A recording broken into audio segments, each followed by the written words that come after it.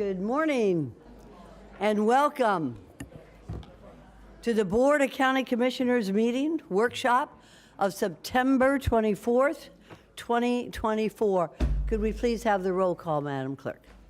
Commissioner Barnett. Commissioner Barnett. Commissioner Barnett. Here. Commissioner Baxter. Here. Commissioner Bernard. Here. Vice Mayor Marino. Mayor Sachs. Here. Commissioner Weiss. Here. Commissioner Woodward. Here. Thank you. Thank you very much. We have a quorum. And if we could now have Commissioner Weiss do the invocation and the Pledge of Allegiance. Please rise if you're able. Dear God, we are thankful for this day that you've given us, for its blessings, its opportunities, its challenges. We pray for strength and guidance for each day as it comes, for each day's duties, for each day's problems. May we be challenged to give our best always, and may we be assured of your presence with us. Amen. Amen. Pledge allegiance to the flag of the United States of America and to the republic for which it stands, one nation, under God, indivisible, with liberty and justice for all.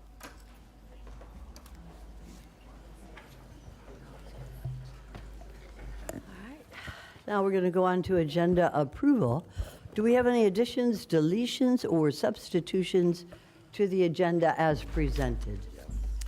Mayor, we do not have additions, deletions, and substitutions. However, I would like the board at the end of the meeting to allow me to do staff comments. I have one item that I want to bring forward.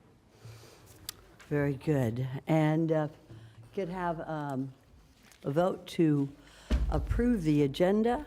Very good. Madam Mayor, so moved. Good. And I have a second with Commissioner Woodward. All those for.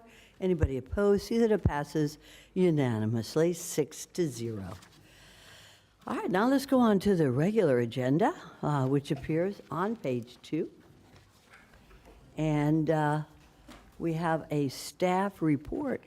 Mayor, I'd like to make a motion to approve item 3A, 1 and 2. I'll Good. second. We have a first by Commissioner Weiss, second by Commissioner Baxter. All those for. Anybody opposed? See that it passes unanimously, 6-0. Very good. All right, moving right along to our workshop session.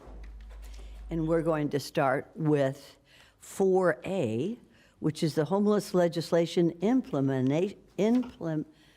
well, you can read it yourselves. Update. And I am looking forward to a very comprehensive staff report. Ms. Fields, you go right ahead. Thank you, Mayor, and good morning, Mayor, Commissioners, Ms. Baker. I'm Tammy Fields, Assistant County Administrator. At the table this morning is Dr. James Green, Taruna Mahaltra, and Wendy Tippett from Community Services, as well as Ezra Craig from the Housing and Homeless Alliance, and also acknowledge Ann Helfand from the County Attorney's Office. You'll notice that there are a lot of members of the public today who are also from the Housing and Homeless Alliance, and I do want to thank them for all of the work that they have been doing on this issue. I wanted to point out, if we can go back to the first slide for a minute. I wanted to point out. I wonder if you could just speak a little louder. Certainly. We have a lot of folks in the back as Okay. well. The one thing I think it's really important to point out on this first slide is the word community response plan.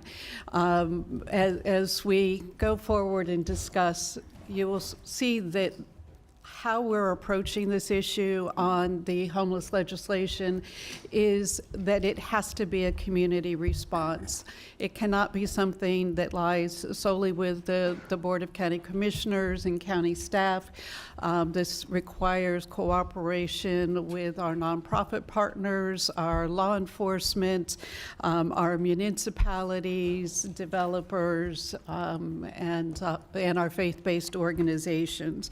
So I just want wanted to emphasize that part. We've got 4 objectives this morning, and first is to really go through and discuss what the House bill says and also what it doesn't say, because there's a lot of confusion about that. And so we'll discuss the obligations that are placed on local government. We're also going to discuss the recommendations that have been derived as we've done various community outreach meetings, as well as with the Homeless and Housing Alliance and the Homeless Advisory Board.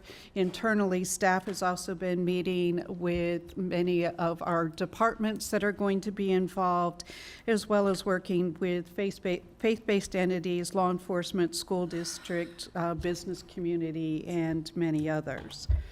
We're going to share some research about some of the key factors that drive homelessness and discuss the performance indicators from Palm Beach County's continuum of care, along with a brief history.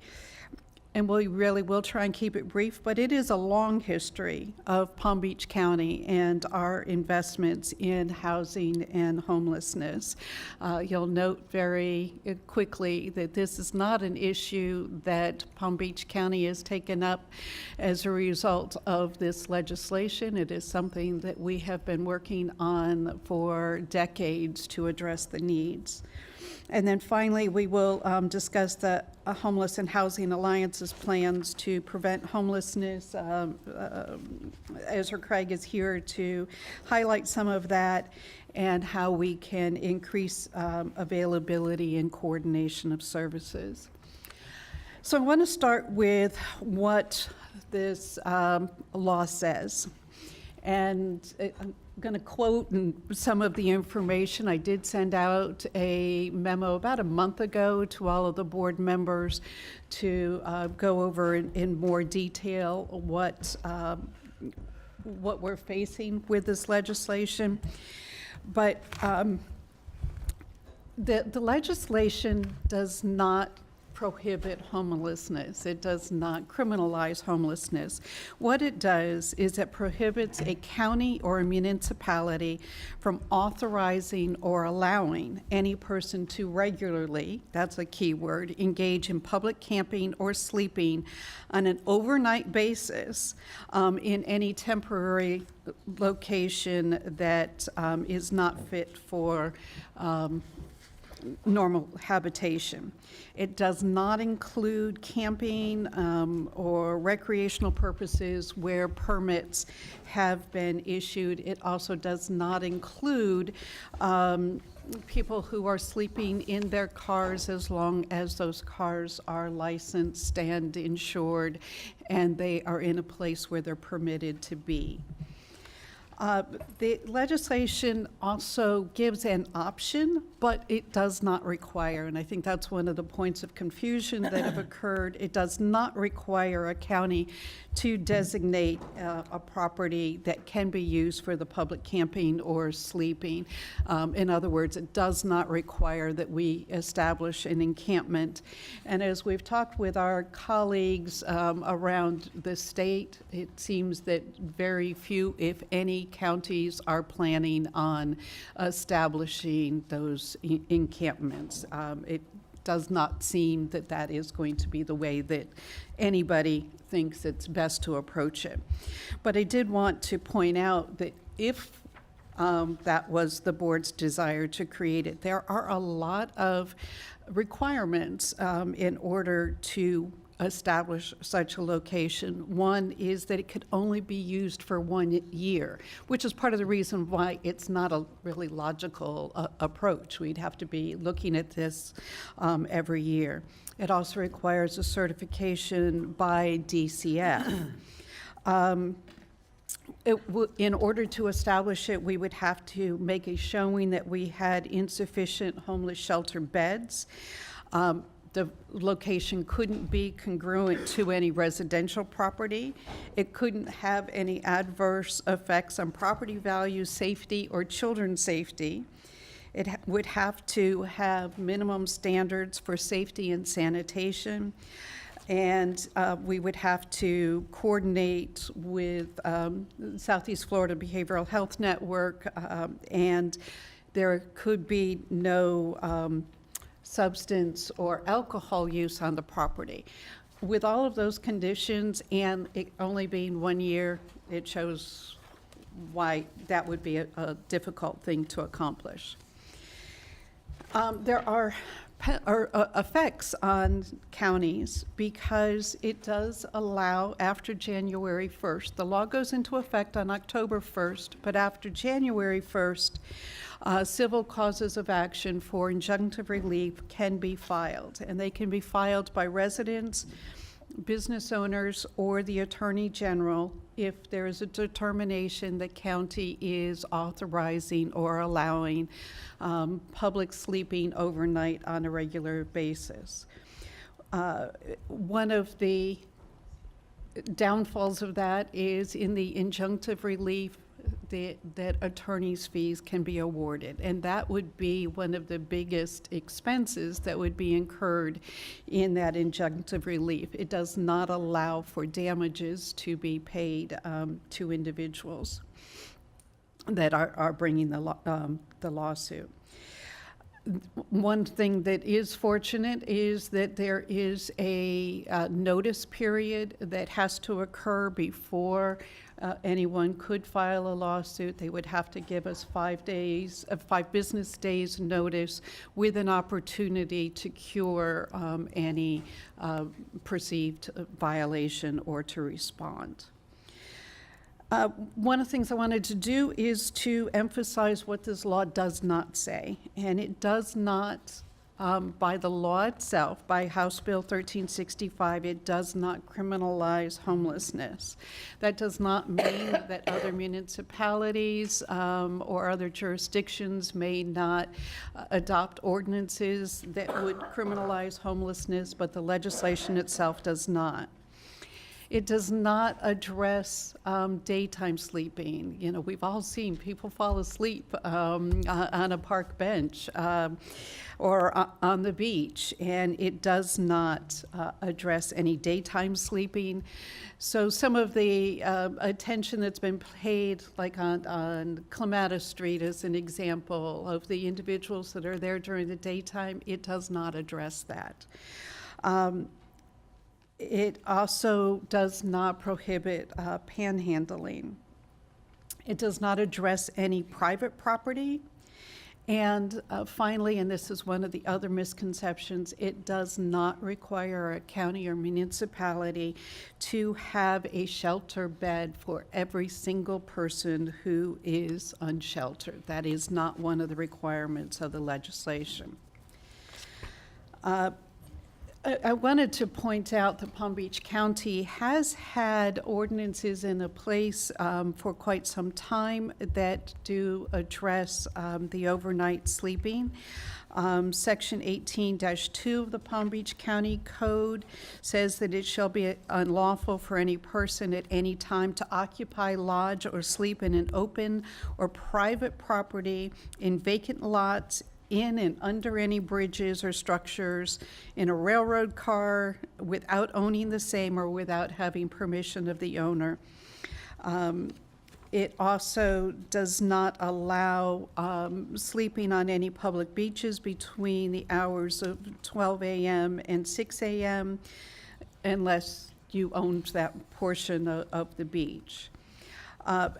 As it applies to our county parks, Section 21-30 applies to our county parks, and it says that no person shall camp or erect or maintain a tent, shelter, or camp with any park property except in areas that are already designated by the Director of Parks for that purpose, and there is a permitting process as well for camping. And then we also have Section 11-273 of the County Code, which applies to sleeping or camping in environmental resource management areas. So this is something that's been on the books in Palm Beach County for quite some time. It was not, these laws were not adopted specifically in response to this legislation. I'm going to now turn this over to Dr. Green to discuss some of the specifics about the status of homeless or unsheltered persons in Palm Beach County. Thank you. Thank you very much, Tammy. Hold on just 1 second, Dr. Green. We have a question from Ms. Fields. Hi, Commissioner Weiss, you're recognized. Thank you. Thank you for going over this. What about state property? That's a great question that is not specifically addressed in the legislation. I have had discussions with the county attorney's office, and we're both in agreement that Palm Beach County cannot be responsible for enforcement on state property. That wouldn't fall within our purview unless we were leasing the property from the state. Interesting enough, though, there is no right to sue the state if the state was allowing individuals to sleep overnight on a regular basis on state-owned property. I mean, it's not common, but occasionally you do see people, near on FDOT property near the I-95. You see on the, and then what about near, I guess, the railroads? Because I've seen people camping, especially down in Miami, near the railroads down there. We are of the opinion That's private. Yeah, that the county cannot be responsible for the enforcement on private property or state or federally owned property. That would have to be within the jurisdiction of the federal government or the state government. Okay. All right. And you mentioned it allows for sleeping in cars. It allows for sleeping in cars that are properly licensed and insured if it is in a location where they're... So if you have parking and you allow overnight, or I guess public, on public lands, then you could park if parking was allowed. If parking was allowed on public lands and the cars were licensed and insured, it could be allowed. Also, if a faith-based organization or a commercial organization were to allow it on their property, it would be allowed as well. And so, but a faith-based organization too could allow public camping, or not public, but camping on their property as well. There's no prohibition. That's correct. Okay, thank you. Commissioner Woodward, you're recognized. Thank you, Mayor. Just to follow up with Commissioner Weiss's questions, any of these other ones would, even the railroads, that would be considered private property. And if they don't allow it, then it would be trespassing. Is that correct? Right, but that would not fall under the jurisdiction of Palm Beach County government to enforce. They could obviously contact law enforcement if they felt that somebody was trespassing on their property. So each of these other entities would have to have their own rules, so to speak, on what they would allow. And if it's not under our purview, then we're not going to be making an ordinance on that. We're going to have enough on our hands dealing with our property. Commissioner Bernard, you're recognized. Thank you very much, Madam Mayor. Tammy, just real quick on the 5-day notice that you said that they have to give the county, who do they submit it to, and how is that defined so in that way we get the proper notice? It's not very clearly defined in the statute. They have to give notice to the county. It is not specific as to who, I don't believe, they would give the notice to, but I would assume that either the county attorney's office, county administration, or the mayor's office would probably receive that notice. Oh. But it is not something that is addressed specifically in the legislation. Okay, thank you. If I may, looking at the Florida House 1365, on page 6, lines 126, it states that an application for injunction filed pursuant to this subsection must be accompanied by an affidavit attesting that, 1, the applicant has provided written notice Right. of the alleged violation of subsection 2 to the governing board of the county or applicable municipality. And 2, the applicant has provided the county or applicable municipality with 5 business days to cure the alleged violation. 3, the county or applicable municipality has failed to take all reasonable actions within the limits of its governmental authority to cure the alleged violation within 5 business days after receiving written notice of the alleged violation. Okay, thank you. Commissioner Woodward.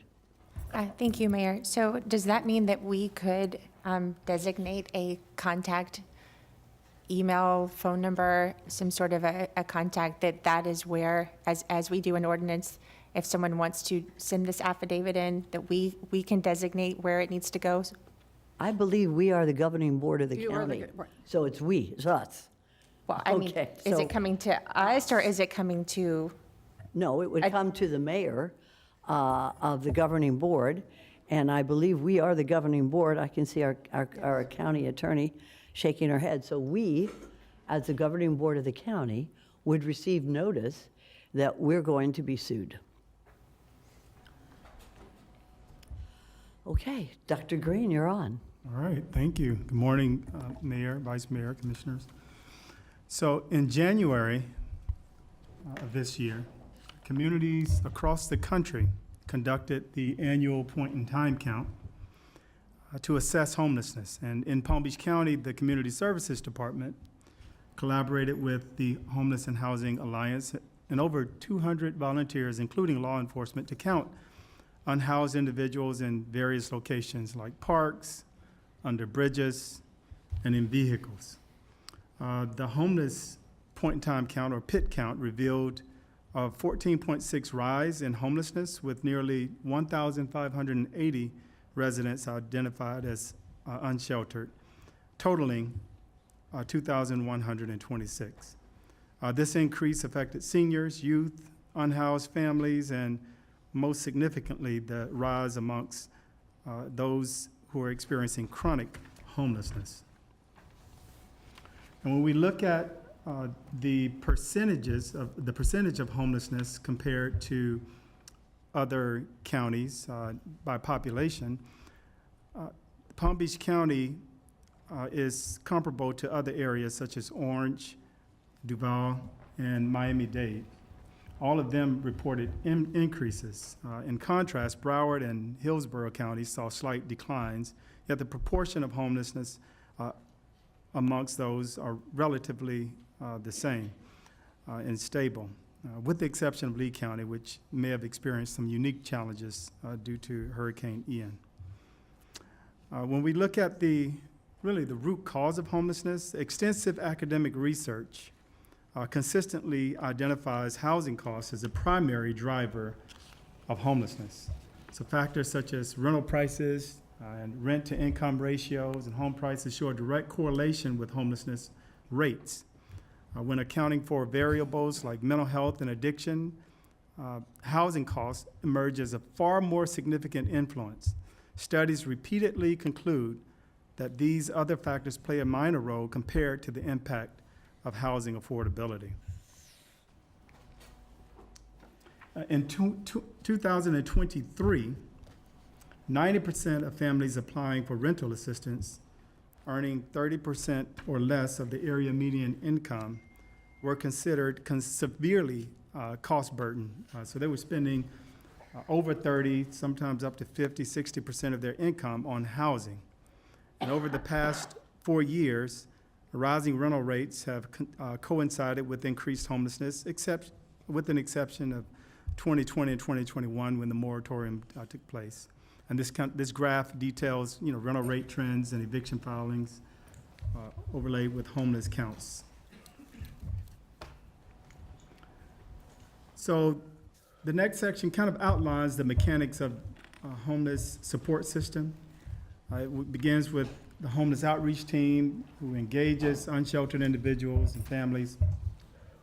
Our residents and agencies can refer individuals who are unhoused to the contact center, and that number is 833-HHA-WILL.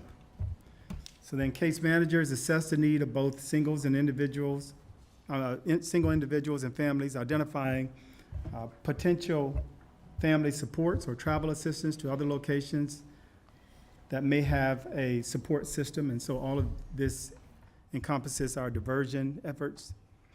And then many referrals arise from family disputes where individuals who are couch surfing, and we see a lot of those families in the McKinney-Vento or the school district's homeless count. So many of the referrals come from disputes where they get into fights or they overstay their welcome, and they are unhoused.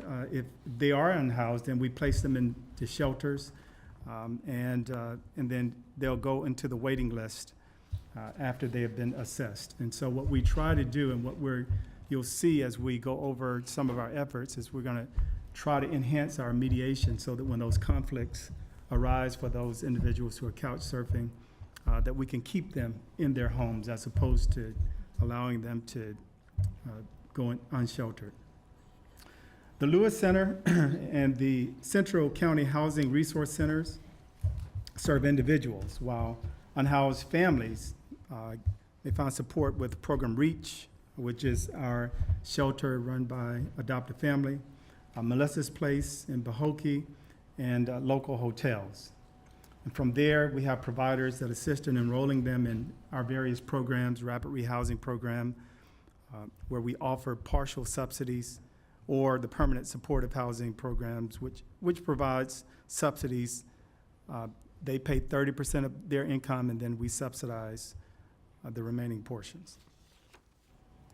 Most housing subsidies, approximately 51%, comes from federal HUD dollars and programs. And then we have another 46% or so that funds our rental assistance, eviction prevention, housing stability, and related supports sourced from ad valorem funding, which also supports our shelters. And the state does contribute a small amount.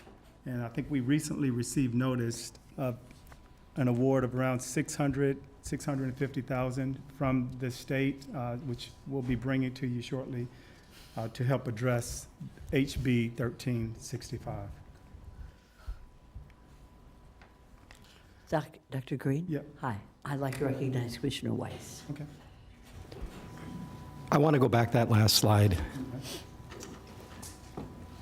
That's all the state contributes?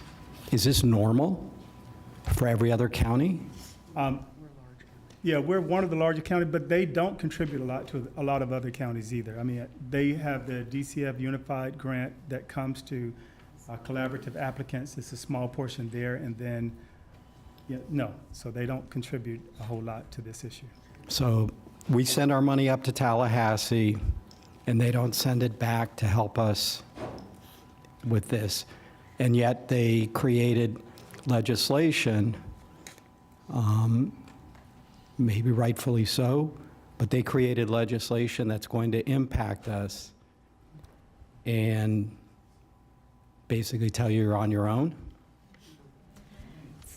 Correct.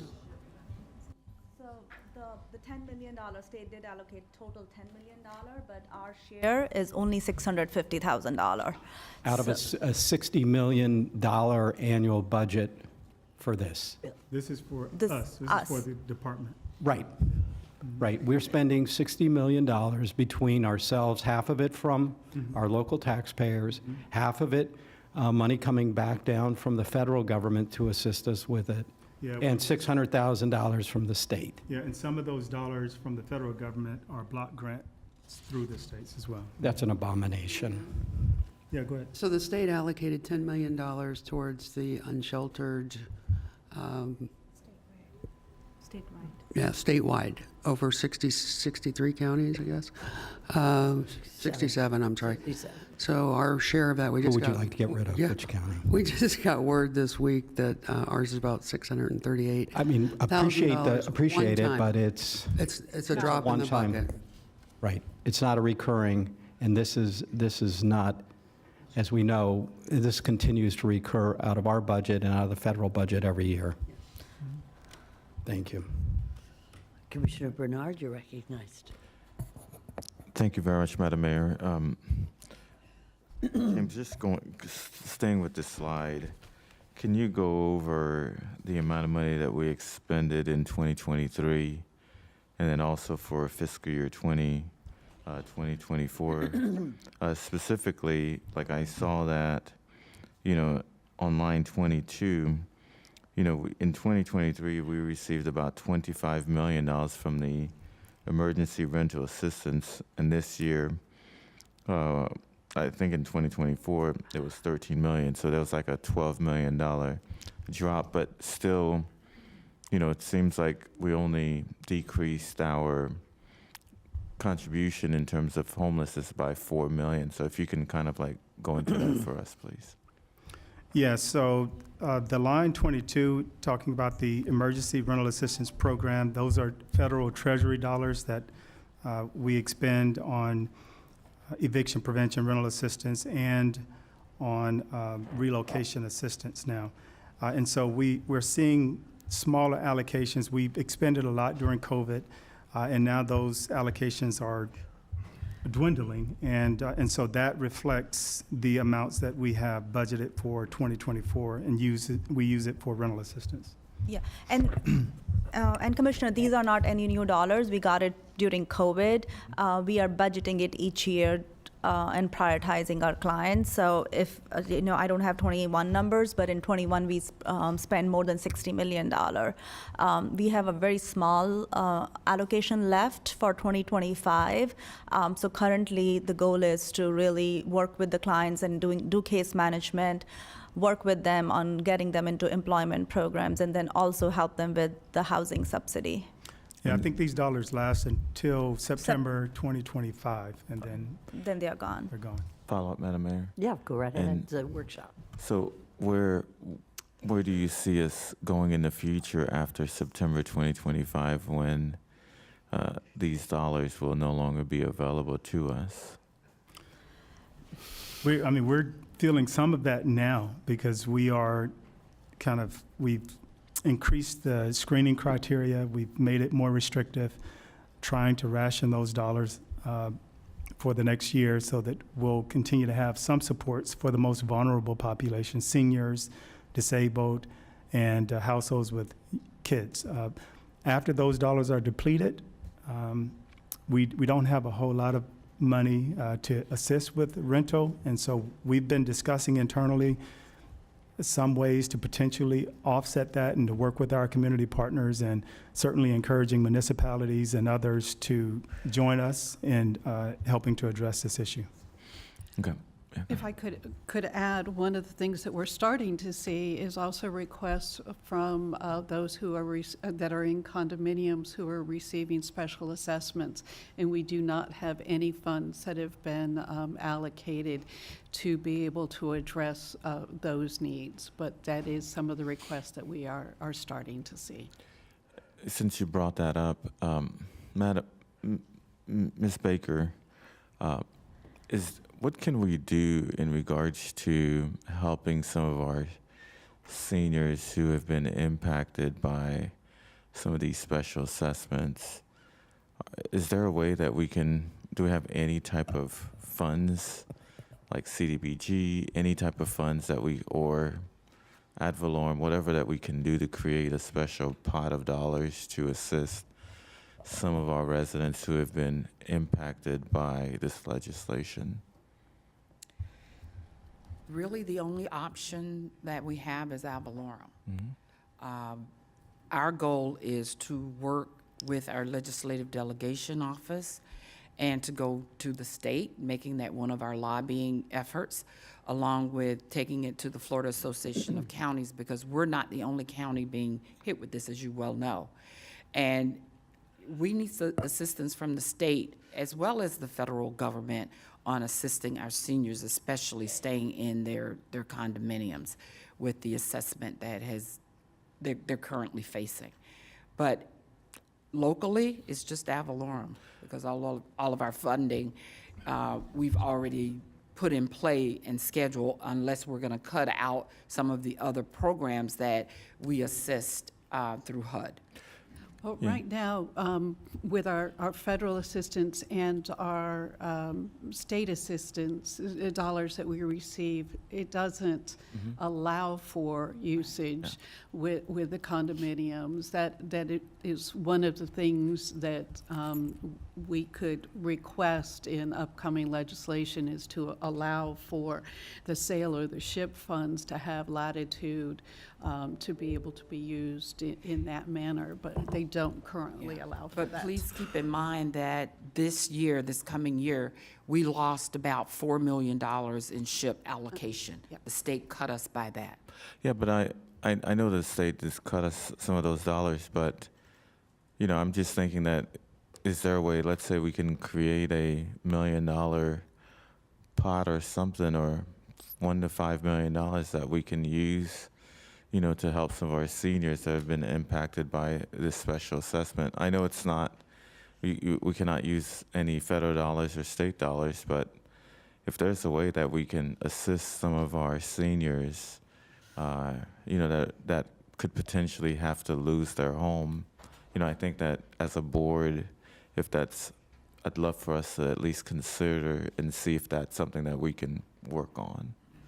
Thank you. Thank you, Madam Mayor. If I may, do we know when the special session is going to be held? Has that announcement come from Tallahassee yet? Do we have No. any of our lobbyists here on behalf of the county? Casey is telling me no in the back. We do not have a date yet not for set. that. Okay, okay. that's Madam good. Mayor, And I have can- we put out what we think should be done to alleviate some of the costs from anybody, not just seniors, but anybody who are hit with these special assessments on the condominiums? Have we done that yet, Ms. Baker? No, ma'am, we have Okay. not. I would like to see, in response to Commissioner Bernard's interest in this, that we should definitely put in there. We probably have more condominiums in this county than most of the 67 counties. So I'd like to see what Commissioner Bernard has requested, that we do that with regard to probably putting together a fund where they can pay their special assessments, or at least a moratorium on the reconstruction of some of these older condominiums. If we could, Ms. Baker, following up on Commissioner Bernard, and you have to say, go ahead. Thank you very much, Madam Mayor. You know, so for me, I just think that if we can, since we're doing this workshop and, you know, we're addressing this issue, and Tammy, you brought it up, you know, I'd love for us to, if we can agree on an amount that we can create a fund that we can help the people who are being impacted by these special assessments. You know, we can, let's say $5 million that we can, I'd love to hear from my fellow commissioners to see if we can craft something that we can help. In regards to the special session, Madam Mayor, the state has not made a decision in regards to when the special session would be.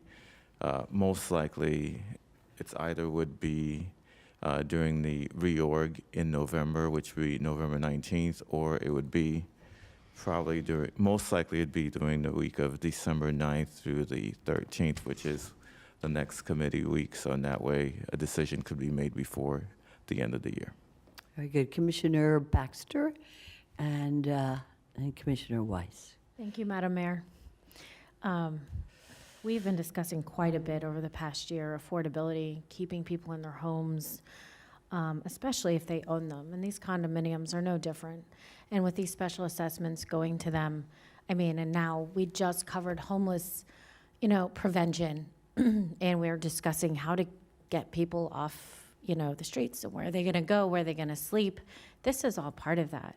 And where we have put almost $50 million into reserves, that money isn't doing those people any good. I think if we wanted to set aside $1 million to try to help these people stay in their homes and keep their homestead exemptions and give them a place to live, I can't think of a better way to support our residents. This is, you know, one of those things that are important, because ultimately we're going to pay for them and providing other services for them if they become homeless. So why not keep them in their homes and keep them in their safe and comfortable space where they want to live. And if we need to allocate $1 million worth of money to do that so that they're not ending up using other resources, I think this is best for them. It's best for the county. It's actually the more fiscally responsible thing to do. And I will leave that to the experts to determine how that works. But I think $1 million, a pot of money, is much more useful to them and keeping them in their homes than it is to us sitting somewhere.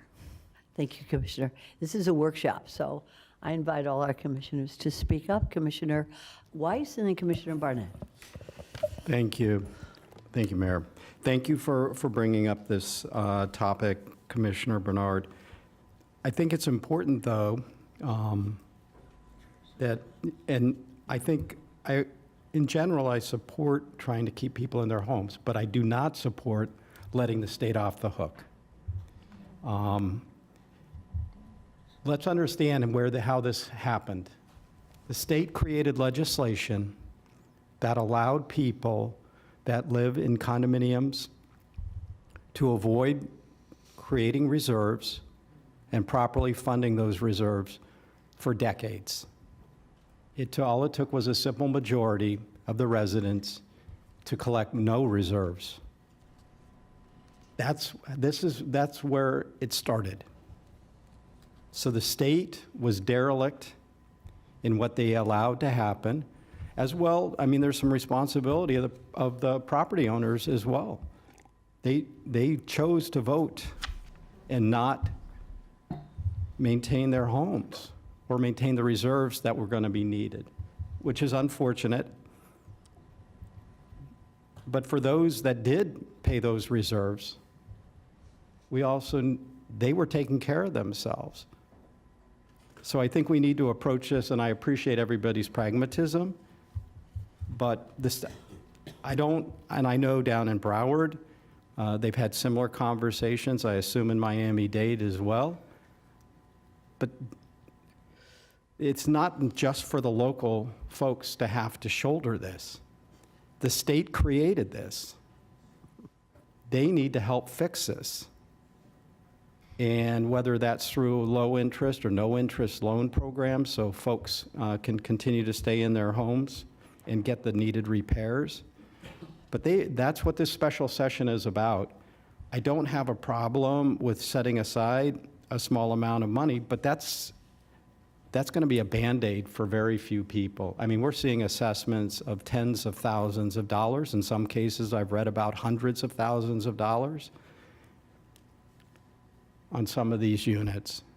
So I think it's really important that while we try and the idea of keeping people in their homes, as we all know now, is much less expensive. So the pragmatism of not allowing them to become homeless is the right thing to do, because ultimately it will end up costing more money if they do lose their homes. On the other hand, it's exacerbating an already difficult situation for local governments. And at the same time, we're trying to comply with the state requirements, which are the right thing to do. We shouldn't have people living on the street. It's in this day and age, in this country, in this state, and in this county. But I think we need to approach this. I'd like to wait and see. I don't like to wait and see what the state is planning to do. But if I know we're sending you up, Commissioner Bernard, to try and fix some of these things, and It's on you. it's on you. You got to carry this message. But they need to be helping us. Their legislation helped create this. The legislation after the terrible tragedy in Surfside helped additionally to add this on, but we need more help. We're not going to be able to. There's not going to be enough money in Palm Beach County to take care of this. Thank you, Commissioner. Commissioner Barnett. Thank you, Mayor. piggybacking off of Commissioner Weiss, yes, this tragedy that happened in Surfside is potentially going to become an even bigger disaster for many, many thousands of condo owners around the country, state, and in particular Palm Beach County. I think you were right. We probably do have the highest number of condo owners in the state. I know I've talked to so many hundreds of condo owners who are scared to death. Just in my district alone, I've talked to many who have neighbors who have had to sell their condos already because they can't afford to pay these assessments. And I keep hearing that this is a Tallahassee problem. This is a problem that the county alone cannot solve. $1 million fix, $5 million fix, that might help 20 people, 30 people. That money will go fast. When you consider, I've talked to people who have paid $50,000 in condo fees, $30,000, $40,000, over six figures. In some cases, it's frightening for these people to see what has happened to their neighbors, realizing that they have 2.5 months before they have to make a decision on what to do for themselves, whether they sell their condos or try to get another mortgage. A lot of these folks are on fixed income. Some of them are retirees and don't work. I've been told, I know we have 4 resource centers. I'm curious as to what the capacity is for these centers to hold even more homeless people, these seniors who face the prospects of getting kicked out of their homes. And what do we do with the overflow? What happens to them? Do they move in with their families, with their children? Do they end up on the streets? Are they going to have to worry about being picked up by law enforcement because of HB 1365? Because somebody wants to sue the local city or the county. I don't know. I know Miami-Dade County, I've been told, has a solution, but that requires their own dedicated funding source, a surtax. They are helping their condo owners who have applied for loans to pay these fees to cover the assessments, which are then added back to the tax roll. So the money gets paid back one way or another, but that's a solution we don't have here in Palm Beach County. We can put together a pot of money, whether $5 million, I still think it's, agreed, a Tallahassee problem. Whether it's more time created in a special session or during the reorganizational meeting to give these people an opportunity to pay their fees, it requires some kind of fix. I know I'm not smart enough to come up with a solution. I know Tallahassee, it's their responsibility to come up with a solution. But can you tell me, do we have room to comply with this law in the 4 resources centers, in addition to the hotels that you said we're putting people up in already? We currently don't have enough shelter beds to house everyone who is unsheltered on the streets. But part of what we'll be sharing today will discuss some of the solutions that will mitigate that to some extent.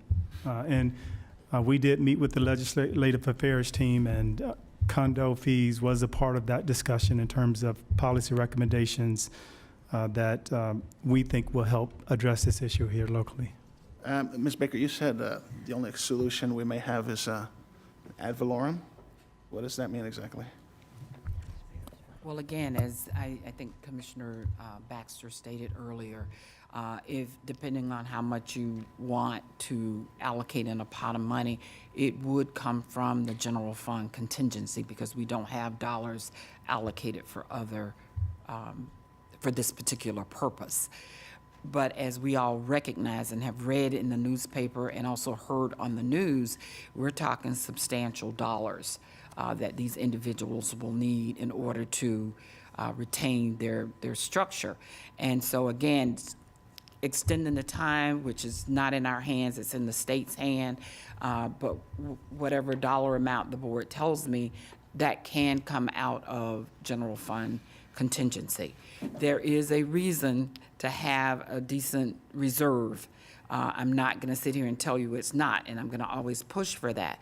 But I believe that we could take some dollars out, depending on how much you want to take out, to set up that pot of money. What we would then need to do is go back, determine what the, speak with you individually, come up with a recommendation as to the criteria that may need to be applied because one person could, a couple of condos, depending on where they're located, could take up most of the funding if you know, depending on how much you allocate. I think Commissioner Baxter said, this past budget, we're putting $50 million into reserves. How much is already into reserves total?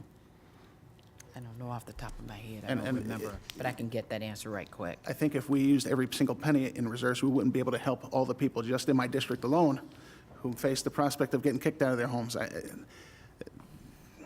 That's correct. $1 million pot, $5 million pot, I don't know how many people that's going to help, but it seems like a drop in the bucket.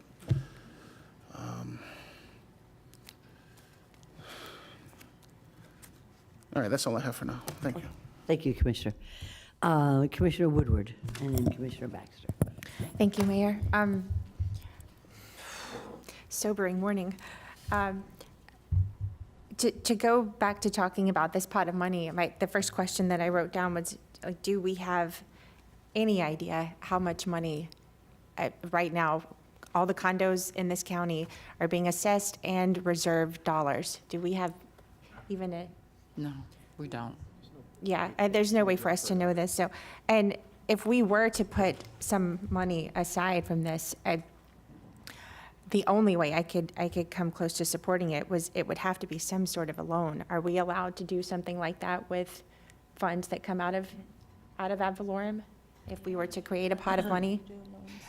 If you give us direction to research this and bring it back, that will give us time to work with legal and make a, you know, also work on criteria so that we can bring something back for your consideration. Okay, because, you know, those funds come from all the property taxes in the county. So if we're going to take property taxes from some of our property owners and give it to other property owners so that they can stay in their homes, the only way I see that that could be justified is if it's a loan. It has to be paid back. I don't see us being able to just grant that money out and it go into a reserve pot for a condominium. I mean, we're taking it from our reserves, putting it into a condo reserves. Or if it's to pay for an assessment, and even still, we're going to reserves. We need help from Tallahassee on extending the time on this, giving them, you know we have a number of condos that have had some large assessments, and they have reserves. If, you know, Tallahassee, when you get there, Commissioner Bernard, I know that you can lead the charge on this. The but whole thing. It's, you know, it's more time. This is daunting for us, and I'm sure there's a number of other counties that have the exact same situation, to have their residents being hit with assessments and reserves. And if there's been decades where this hasn't been done, you know, there's people probably bought into these condos not even having a full understanding of what that was. And they're like, yeah, no, we don't need to put extra money in, or this building's perfect.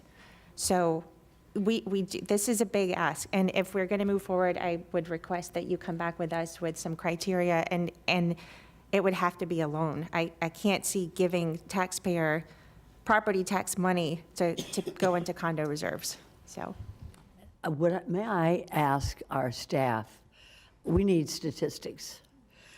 You do a point in time, Dr. Green, where you know how many people we have living in the streets as of January of this year. What we need to do is two things. One, we need to know how many folks are almost homeless because of the high rate of assessments that they are being required to meet before they lose their home. And second, we need to have a plan for Tallahassee. We wrote already a letter, and the governor came back and said he's going to have a special session. We need to put in that letter how many condominiums we have in this county that do not have sufficient reserves in order to meet the requirements of having their structural issues addressed, which is also very important. But we need to have the statistics for Palm Beach County, and then we need to have a remedy that we'll send up with we need to have a meeting to send it to our legislators, that's their job, to be sure that we have the special session soon, not next March, soon, and that these issues need to be addressed by the state government so that we don't have more than 2,126 people homeless. And many of these folks are seniors. and this is what we should do. All right, I'm going to recognize Commissioner Baxter and then Commissioner Bernard. Thank you, Madam Mayor. What are the minimum and maximum amounts of assessments that we've heard? Oh, you can't, it's, We don't have that information. you can't. Yeah, it's not public information. We don't have that information at this point. Again, so that's kind of where I was going with this. We don't have the information on how many people we could help, who doesn't help. So to the mayor's point, I would like to put some research into this and see what we can find out as far as that is concerned. It might not be public, but I bet people that need help would be more than willing to share that information.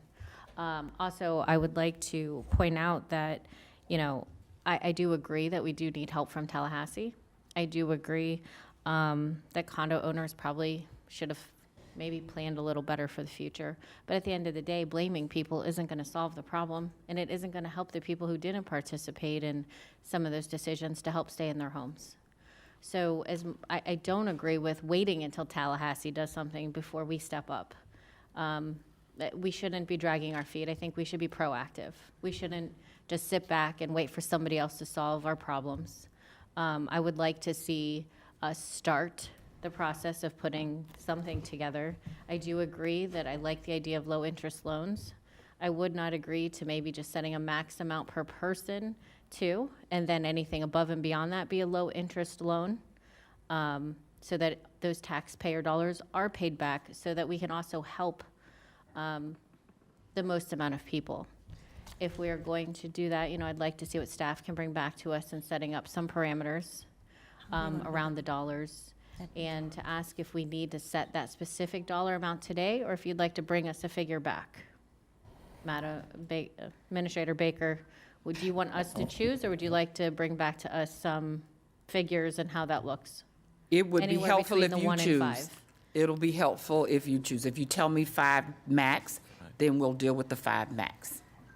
Not necessarily moving forward with the 5 max, but let's. No, bringing everything back that's to you in a the package. possible, you know, top end of this spectrum, Okay, okay? all right. And maybe we'll lower that at a later date, but I just want to see how many people we can help stay in their homes, because at the end of the day, I think that's the goal. Let's not lose sight of there are people, you know, involved in this, and, you know, it's really easy to just stand at a distance and say it's not my problem, but this is somebody's mother, father, grandparents, you know, this isn't just,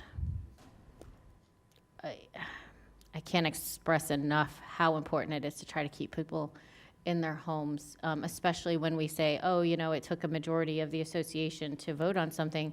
A lot of people don't even get involved. And so now they're forced in a bad situation because other people made decisions for them. And should that, you know, we aren't giving the money back to residents from reserves if we don't use them. They're sitting in a bank account, basically, not helping. So we're talking about helping people stay in their homes here. So, and we do have, last year we put almost 80 million in reserves. This year we're putting another 50 million in reserves. And we have a total of over $4 billion in reserves in Palm Beach County between all the departments. So we're not talking about hurting our reserve dollars either. We're talking about people and residents. And that should be our focus. So thank you. Commissioner Bernard, you're recognized. Thank you very much, Madam Mayor. You know, so I just want to thank staff, because I know that they will be able to create the criterias and, you know, to make it as a low-interest loan structure that will be paid back to us. And so I think that this is a great start, and with the $5 million, at least we know that we are going to be able to help some of the residents. And yes, we want Tallahassee to act, but whether they act or not, some of our residents still need assistance, and we'll get the chance to at least make that decision. And if Tallahassee act and we don't have to use those funds, then, you know, we won't need to use them. But I think this is a great start. Thank you. Okay. You go ahead and let's continue on. Dr. Green, I All think right. it was your presentation. Will do. Thank you. All right, so looking at our continuum of care by the numbers, and these figures don't encompass all of the services offered within the continuum, but Palm Beach County supports thousands of individuals through various programs, many with successful outcomes. And local businesses contribute to the Homeless Coalition, and cities like West Palm and Delray have deployed outreach teams to support initiatives. We have the Sheriff's Office and several law enforcement agencies that assist with outreach efforts, and the Housing and Homeless and Housing Alliance collaborates with a number of faith-based entities and healthcare providers, such as the Healthcare District and Southeast Florida Behavioral Health Network, to support our unhoused residents. So in response to HB 1365, we really developed 5 key focus areas.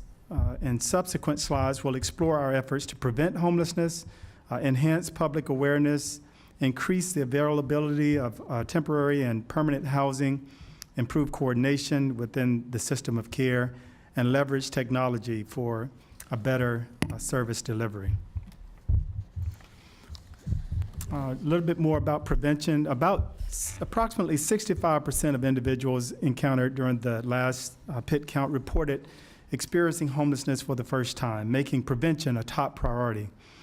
We're moving upstream by providing rental assistance and housing stability supports to prevent evictions before they reach the courts. And then we have collaborations with the Legal Aid Society and Florida Rural Legal Services that are aimed at resolving eviction cases before the writs of possessions are issued.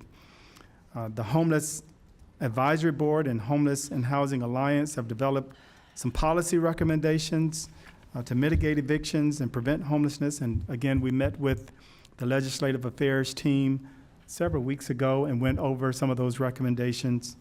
And we're also going to continue to work with them to hopefully get them passed at a local, state, and federal level. And strategies to address the loss of affordability in units are particularly crucial for seniors and disabled residents who are on fixed incomes, because we're estimating that over the next 5 years or so, over 1,000 units may lose their affordability because the 30-year restriction or time frame will expire, and that is for our seniors. So in addition to the condo fees, we have that to address hopefully as well.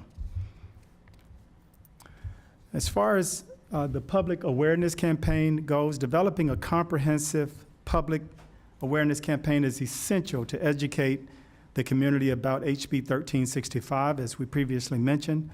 So our strategy will include utilizing various media forms to raise awareness and dispel myths surrounding the legislation. We're creating a website with a fact sheet and frequently asked questions to provide stakeholders with clear information about HB 1365.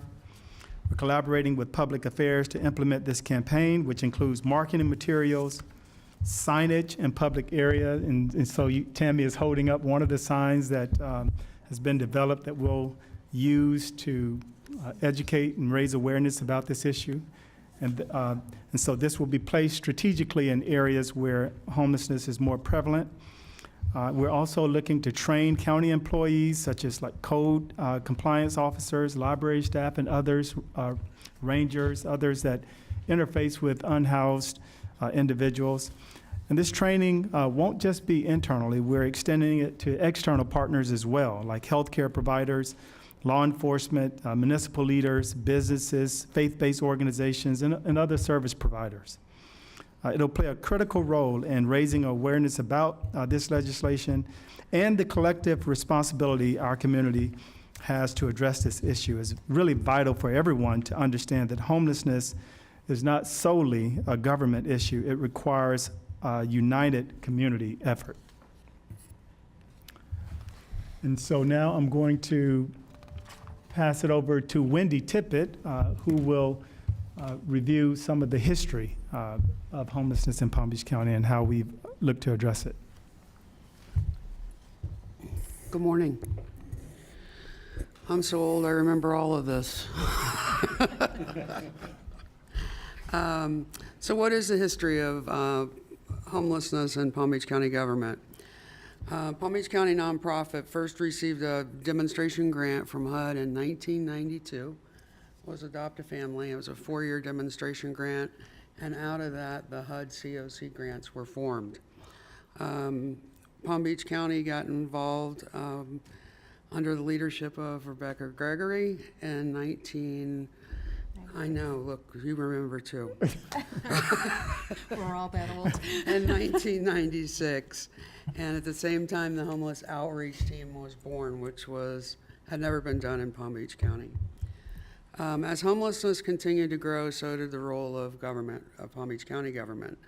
The county took on the collaborative applicant role for the continuum of care and the responsibilities of the continuum of care, including the HMIS data lead, the creation of the 10-year plan to end homelessness, and the opening of the Senator Philip D. Lewis Homeless Center. In 2016, the county had done away with the use of ineffective and expensive halfway houses. That was our solution at that time, was to put people in halfway houses to get them off the street. Very expensive model and very ineffective. Next slide. Okay, also in 2016, the county acquired the only family shelter in Palm Beach County, which was program REACH. We were very fortunate in that we, part of my notes printed out and part of my notes didn't, so I'm winging this. So bear with me. I lost my spot, I'm so sorry. 2017. We were also very fortunate in 2017 to be picked as a national participant in the 100-Day Challenge to End Youth Homelessness.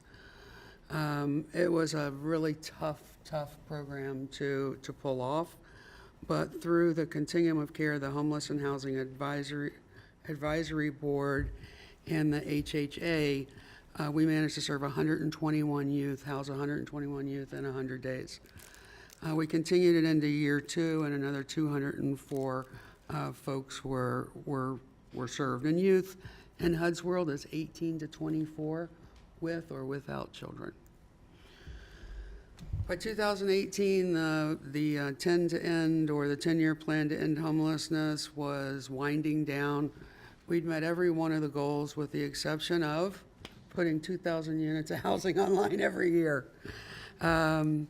So we went back to the drawing board, created a new plan, which you've seen, which is leading the way home.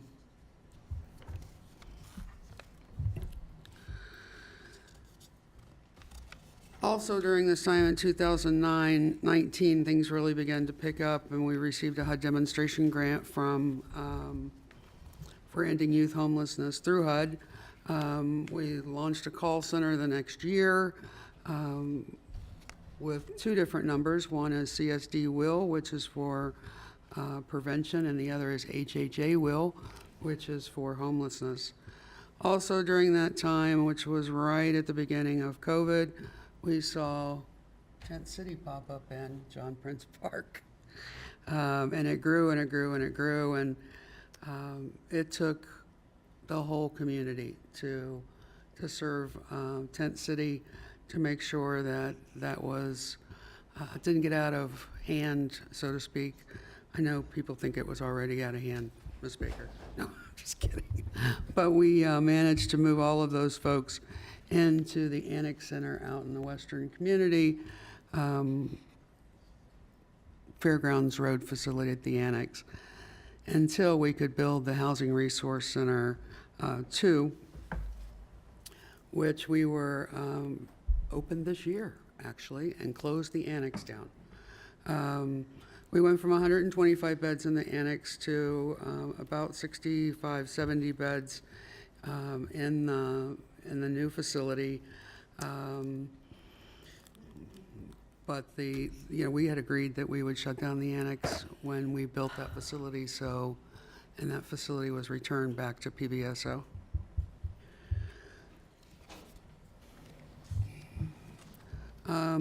Next slide. Oh, you've got next slide. 23 and 24 is a blur. Lots and lots of things happened in 23, 24. Street medicine came to Palm Beach County. We engaged healthcare for the homeless. We formed a partnership with Integrated Healthcare to provide that medical personnel on the street. The healthcare district joined the table with the HHA and partnered to put healthcare buses, which they now have 5, all around the community and Palm Beach County.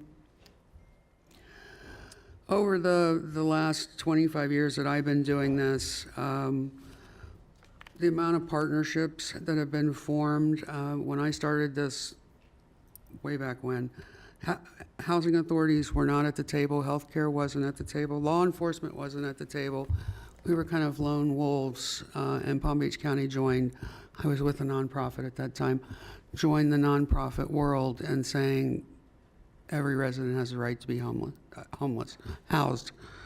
I'm really proud to say, and it's really renewed my spirit of community and ending the homeless crisis with the amount of partners that have come to the table now. Healthcare, sheriff's office, housing authorities, mental health providers. We all know we can't do it alone, and we're very grateful for your continued support. But 2004, we also started a low acuity project for residents who have low barriers, who often aren't served through the emergency shelters. The Parks to Work program expanded, and the Lord's Place took on part of Parks to Work and expanded it through a culinary training program.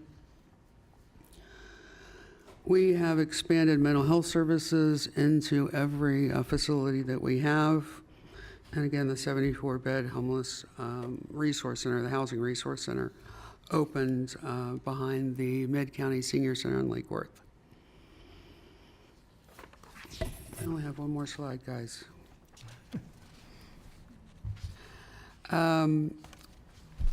So everybody wants to know, where's the affordable housing? When are we buying more? When are we building more? What are we doing, especially in response to the House bill? We are attempting to maximize the Salvation Army beds. Many of you will remember the Salvation Army when they moved from Westgate to Military Trail. And that facility has gone through a lot of changes over the years, but it's a pretty empty facility right now, and we are going to be able to access that in partnership with the Salvation Army. We've expanded partnerships with hotels. We don't want to be in the hotel business, but nonprofits are better equipped to handle that. We are looking at increasing the capacity at the Lewis Center, and we're working with Palm Beach County Housing Authority to finish off and hopefully open by the end of October the 17 cottage homes.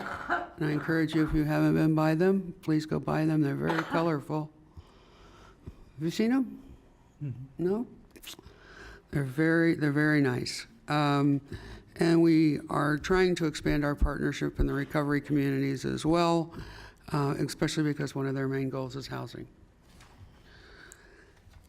So I am going to pass this on to Taruna, who's going to take us home. You still have, You still have a couple more. a couple of. Commissioner Woodward, you're recognized.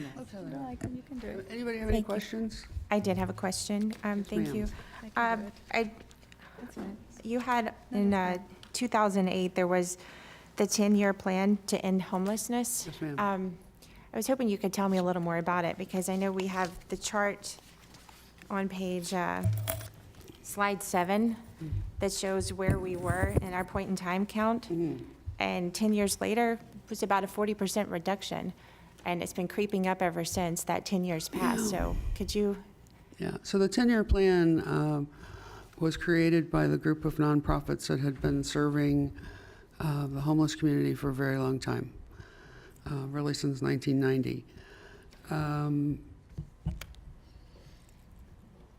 When the market tanked, well, it started before the market tanked in '08. So because the market was so good, nobody could find housing. It was almost the same scenario as it is today. We had over, I believe it was 14,000 condos converted from rental to home ownership at that point. So we lost 17,000 rentals at that point in '08 or '07. '08, the market tanked and nobody moved. So the Homeless and Housing Alliance and the Homeless Advisory Board really came to fruition then. The Homeless Advisory Board at that time only had folks sit on it that were either philanthropists, funders, major decision makers, and it was headed by former Commissioner Jeff Koons. And their sole responsibility was to raise enough money to start building housing in our community. But when the market tanked, so did that effort, because there wasn't any housing. I mean, conversions had happened, people were hotbedding. But within those goals, it was really basic things like begin coordinated entry, begin case conferencing, increase the faith-based community, increase our partnerships, begin an advocacy committee. So we met all of those goals, and it moved the continuum of care to where it is today. You'll see the money from HUD has also increased. We wrote another plan after that plan was over to really reflect where we were 10 years later. And we celebrated the end of the 10-year plan and the creation of the new one because I think there were like 54 steps, and we met all of them but the one. So I think everybody should kind of congratulate themselves on that feat.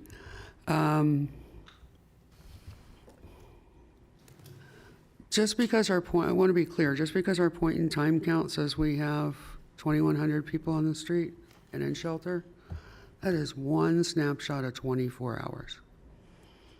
Just one day. Now, if you ask Officer Mackey, who does homeless street outreach for PBSO, he's going to tell you that number is, Jim? Yeah, like 8,000. He's going to tell you, because he's pulled the data from PBSO, and so he has a much different philosophy. But so much has changed since 2008. Now the rents have increased. Our fair market rent for this year went down with HUD. I don't know how, but it did. People can work, even our shared housing programs. They can't work anymore because you take two people that are disabled that get $900 a month in Social Security, and you rent a two-bedroom apartment, which is now about $2,800 a month. The math doesn't work anymore. It used to. So we really struggle with, as rents continue to escalate and the rental market continues to shrink, where do people live that mow our lawns, do our golf courses, valet your cars? I'm very curious, though, what was successful in the first 10-year plan? I can send all that to you. We did a great If you report could on put it. the Excuse slide me, up just 1 second. Let for Commissioner page Brennan. 11, just because it shows there was success. And I know I lived in two of those apartments that went to condo and we couldn't afford to buy them. So I know I lived through that. But you had success there. So some of your 50 whatever things that worked, did we stop doing some of those things? Did we call it mission accomplished and we moved on to something else? No. Because it was working.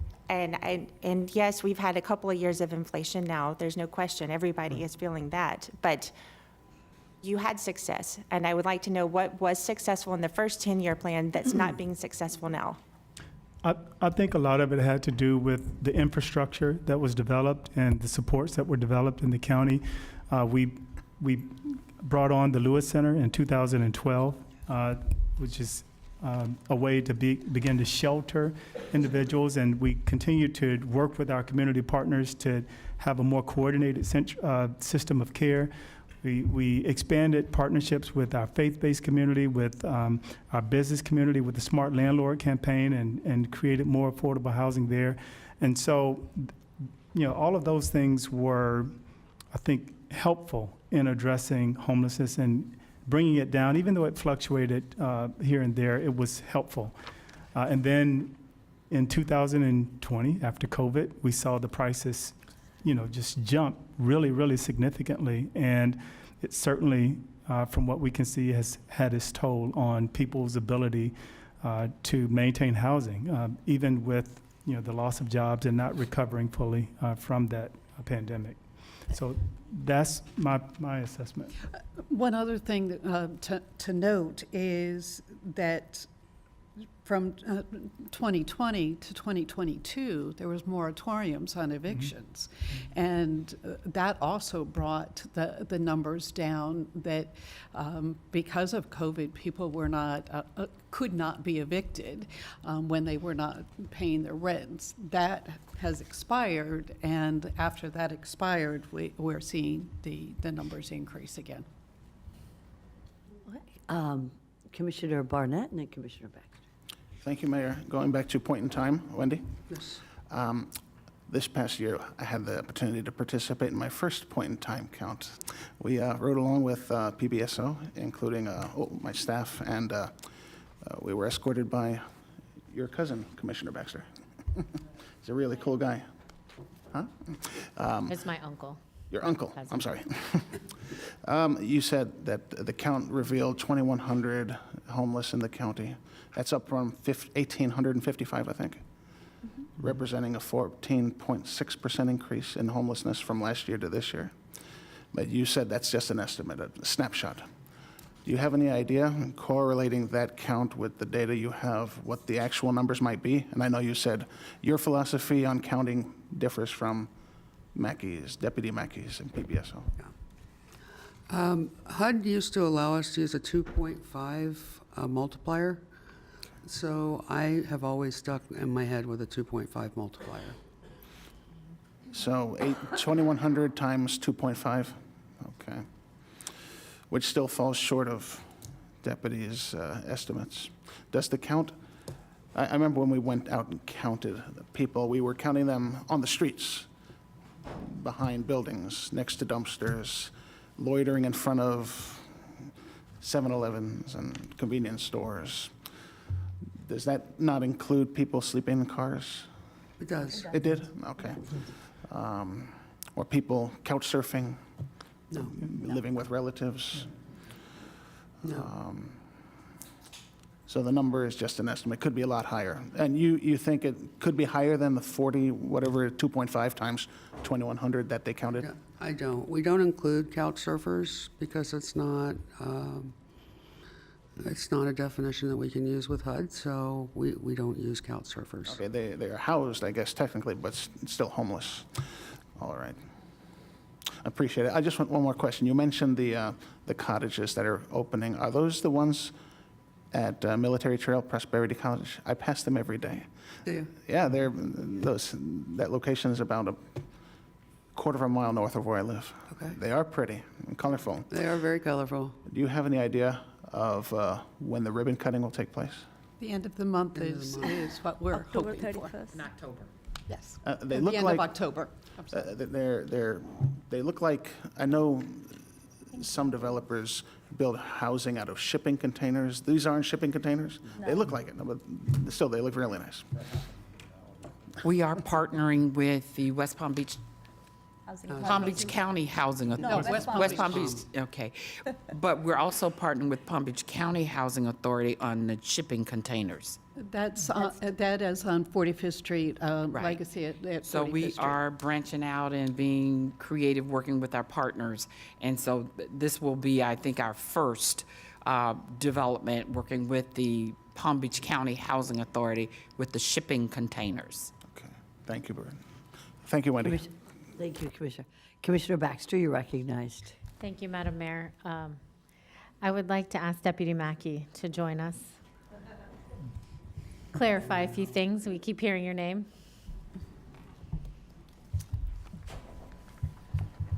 As he's coming up, the partnership that we received from PBSO and their homeless outreach team has really been remarkable. We work hand in hand, so. You're do want beating me to congrat- it and stealing my words. I was going to thank him first for his amazing service and branching and bringing us together between the Sheriff's Department and the county. Irreplaceable and amazing, Deputy Mackey. So thank you for everything you do. And to Commissioner Barnett's point, yes, you and my uncle have partnered together at the Sheriff's Office and did even a tour with myself to highlight a few of the issues and a few of the areas. So I thank you for that. It makes us better informed when we can see it firsthand. So that's irreplaceable. And thank you again. But getting down to the questions, it was mentioned the point in time count was a little over 2,000. Would you say that number's high, low, accurate? Per HUD standard, and thank you, Commissioners, for allowing me this opportunity.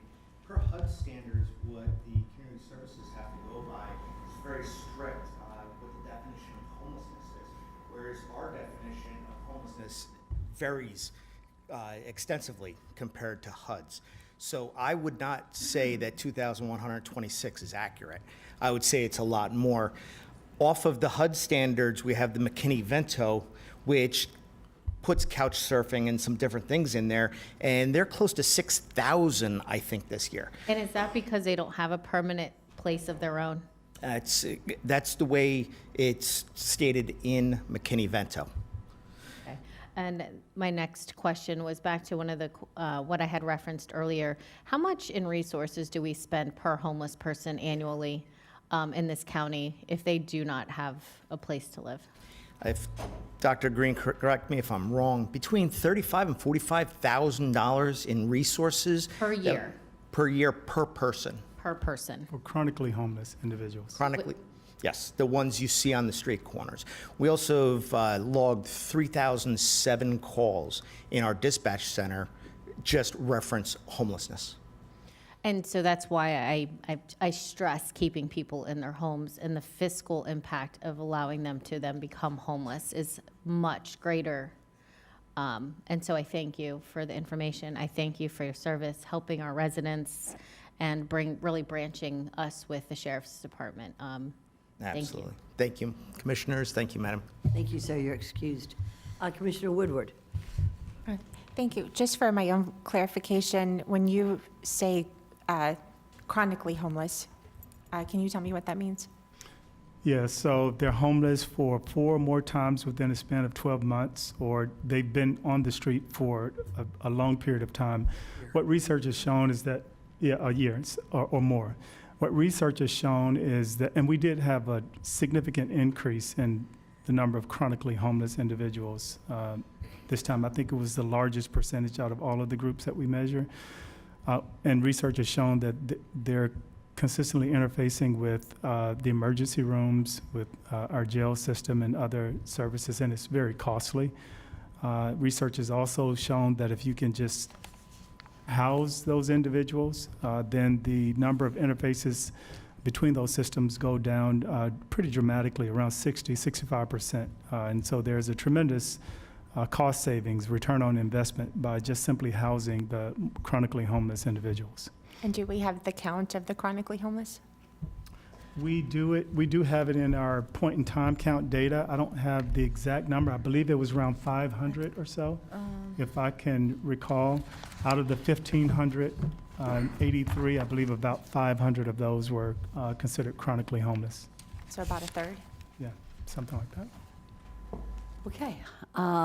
Dr. Green, All right. Tammy, let's proceed. We're going to go over a couple of more slides. It's really important to note that the key to breaking the cycle of homelessness has to be housing.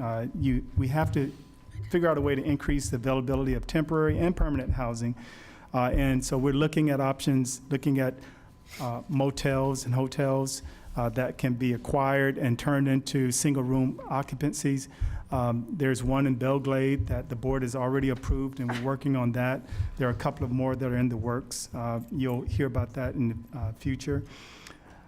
Also, the Smart Landlord campaign. We're now sponsoring quarterly landlord campaigns, and we had one last week that was very well attended. Property owners, they come, they learn about our homeless system, they learn about ways that they can get involved in the various programs, and we've seen a lot of success from that, and we're going to continue to do that moving forward, around 3 or 4 times a year.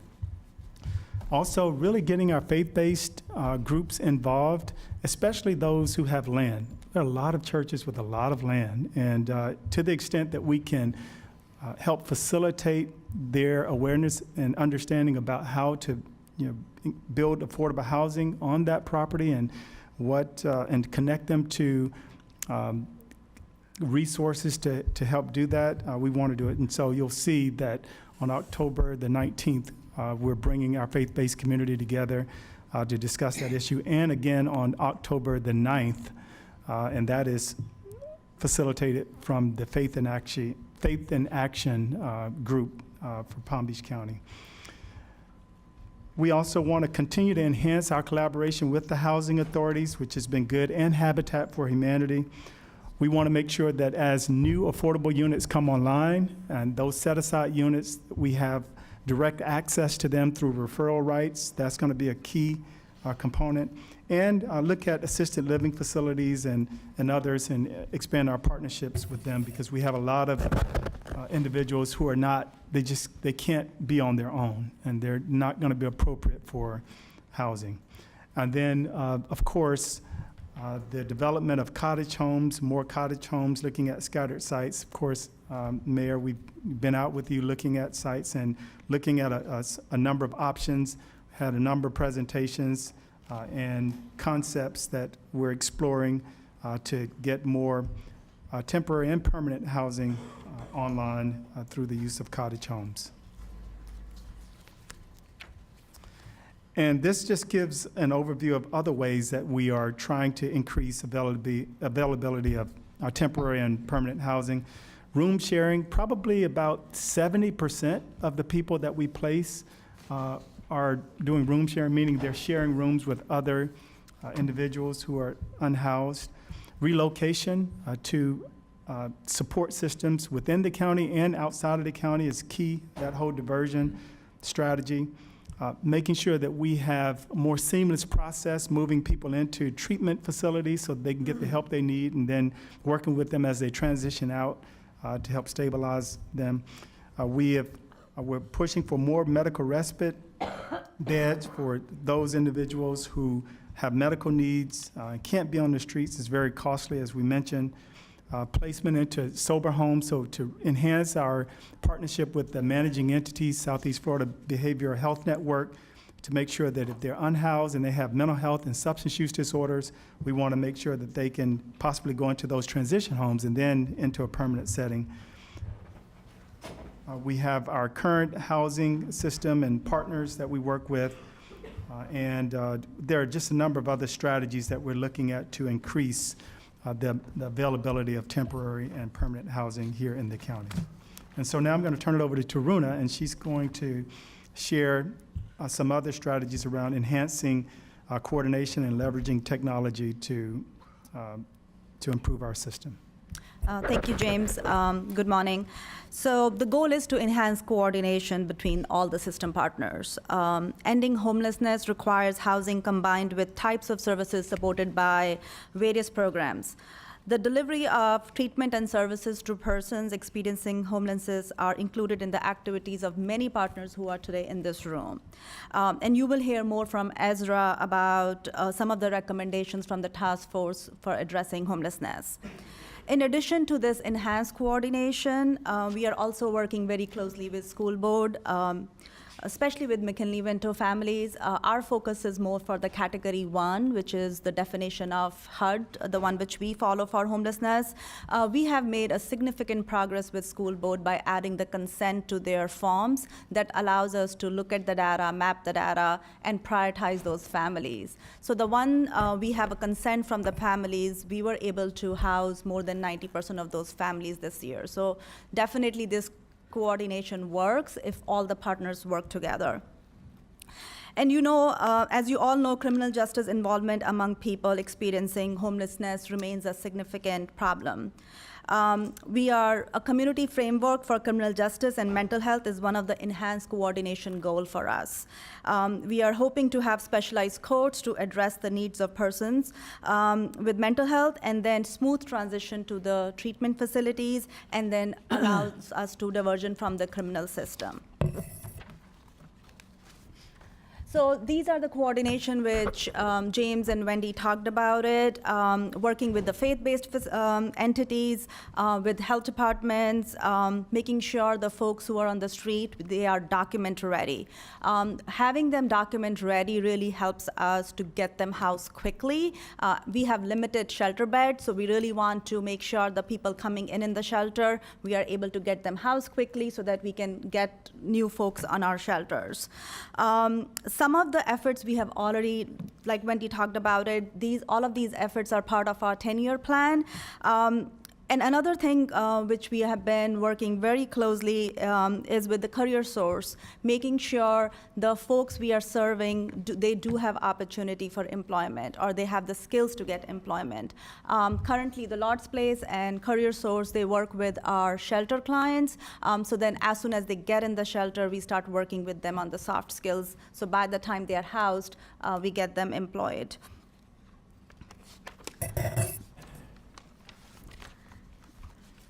So on this slide, some of these pilots has been piloted in last few years. Housing and the lack of access to it has been long been recognized as a critical social determinants of health. Health system really play a significant role in this work, and recently we have implemented a multidisciplinary case conferencing team. That has really helped us to address some of those issues. And this multidisciplinary team is not just the ground level staff and our homeless outreach team. It is staffed by healthcare district leadership team. Dr. Andrick and Dr. Courtney works with us. And then we have been making significant changes in our system to address some of those issues. We are enhancing the mediation, diversion, and then our Traveler's Aid program to make sure that access to our traveler aids is available, and then get those access to the client really quickly, so that if we are able to identify a family who can take them, we want to make sure that we are addressing that quickly.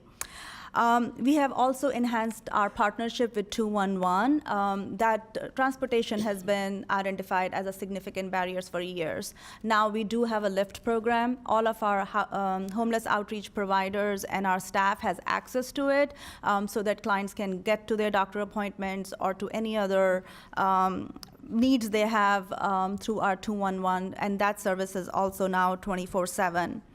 We have expanded our Parks to Work program. We saw a lot of success when we did years ago Parks to Work with Palm Beach County Parks Department. Now we have expanded with Lord's Place, and we are seeing some good results with that program as well. Like you saw in one of those slides, that we saw the newly homeless has been increased in our last point in time.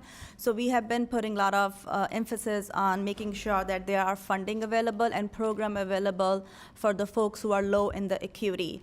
HUD dollars restricts us because of the prioritization scale, but we have been very creative and using the ERAP funding. So some of those ERAP funding is not just going for the rental program, it's also going towards housing the folks who are newly homeless, so that currently they're homeless is a huge barrier, but their barriers are still low compared to the folks who are on the high acuity. So we have Adopt a Family, our own division of human services staff, and Vita Nova partnering us on this pilot with us. And then we are also working with our faith communities to develop a parking lot initiative to address some of the HB 1365 challenges. One of the goals which we are doing is leveraging technology. So we have enhanced our partnership with affordablehousing.com. So now we have a real-time bridge with our system for housing inventory. So that really allows our housing specialists to focus on placing folks, building up a relationship with the landlords. We are hoping to come up with some landlord incentive in next few months. Affordablehousing.com is very interested in working with us us to come up with some incentives to get more landlords in this work. We are enhancing our homeless management system. We have recently launched a real-time GIS with our HUD teams. Every day we are able to see how many clients they are doing the outreach, what sites they are, and then we are working with those other partners to address some of those challenges. Expanding the call center staffing to 24/7. So currently we do have our homeless line is 24/7, and it's managed by Goodwill Industries after 5 p.m. and over the weekends. We have now standby teams with our department who answer some of those calls that requires our staff to be on the streets working with the clients. We have enhanced our resource and referral portal. Healthcare district is now part of our resource and referral portal. That's a huge success for us to having partners who provides healthcare in this system. And then we are also, we have also integrated all of our permanent supportive housing and emergency sheltering bed in our dashboards. All those dashboards are available to all the housing partners through our Oscars and county SharePoint site. We are continue our work with Palm Beach County School District to make sure that we have an integrated homeless dashboard. School board just created a dashboard for McKinley-Vento clients, and we are trying to map with our with HMIS to match who are those clients. And like I mentioned, that we are able to successfully house some of those families, and we want to demonstrate this coordination. I will let Ezra take on the next slide about the task force for the recommendations from HHA. I think Jennifer will be the presenter, so you want to introduce yourself? Thank you, James. Sorry, the mayor's gone, the vice mayor's gone, but I have a question. Okay. So, sorry, Mayor. Before we get into the next section. That's okay.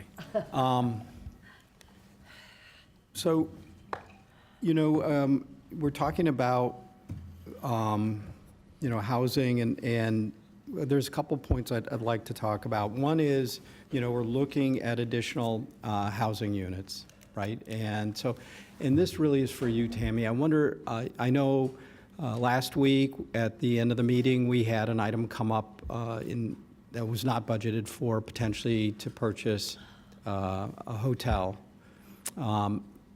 I don't believe it's the only one you all are looking at. You're looking at other sites as well. But for the folks I know in my district, we have heard from people that, and can you talk about what and how you would utilize such, if you had a facility like that, how you would utilize that? Well, this is a perfect opportunity. We actually do have an update for the board on that.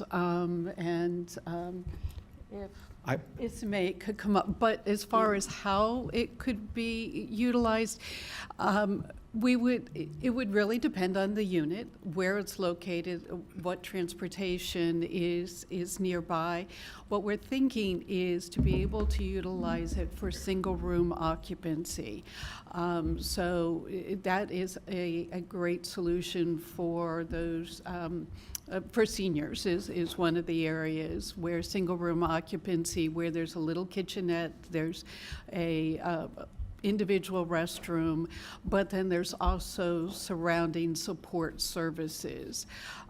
We were not really looking at the options, and I think it may have been misconstrued a little bit. We're not really looking at it as to be another homeless or housing resource center.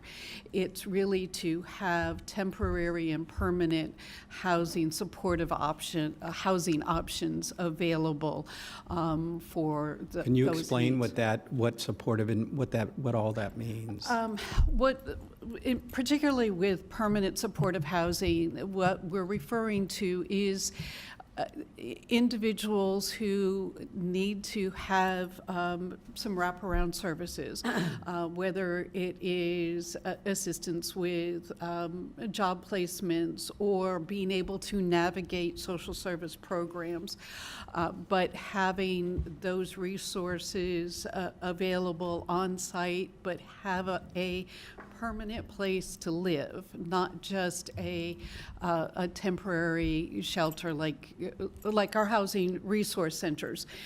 We would probably be taking individuals who have been able to make it through our resource centers and are stabilized with whatever their needs may be at that point, to be able to have more permanent housing going forward. So just to clarify, there's no, it is not going to be that people were just going, the idea was you're just going to take people off the street and drop them into a place and walk away. Absolutely not. And today, and I don't know if you can answer this question, we have a lot of, typically tends to be single moms, but sometimes it's complete families, but it's typically single moms with kids that we are housing. Would they be an option as well would this be an option for them? And how many of them are there that you're currently housing right now in hotels? Yes, it would be an option. I would have to defer You guys know how many to you James have? as far as how many families are currently being housed. Yes. So for our program reach, we have 19 units. We have 19 units currently for the families, and all of them are occupied. And then we also have in Glades, Melissa Place, we have right now 15 operational units, and all of them are occupied, and they're all families. And then currently for the hotel, as of this morning, we have 6 families in the hotels. We are also working with Salvation Army, and you will see that contract coming to you for approval. They have 2 units available, so we are planning to use those units as a temporary hotel kind of a thing for our families as needed, instead of using traditional hotels.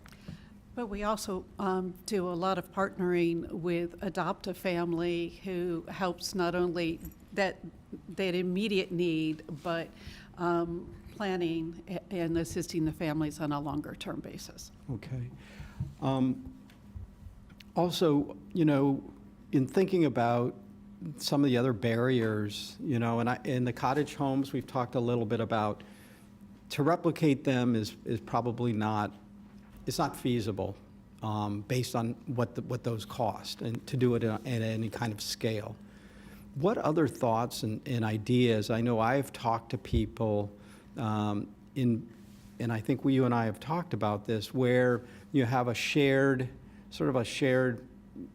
everybody has their own bedroom and potentially their own bathroom in some cases, but they share a kitchen or some other common areas, and those kinds of solutions. We can't keep trying to build the same things the same way and at these costs. Those cottages, they were over $500,000 each, And we are exploring all of those other options right now. We have had conversations with some developers who are proposing the shared housing options, where it would be the restroom and a small kitchenette, but then more shared spaces. Those are also perfect opportunities to be able to have the wraparound services at the same location. We've looked at some of the pre-constructed units.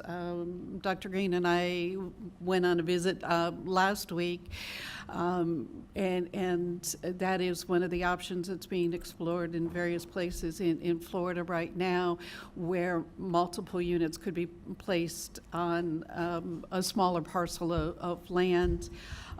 And then there would also be some joint services on those parcels. This is all going to take time, but we're not leaving any stone unturned right now in looking at the various options that are available and pursuing those.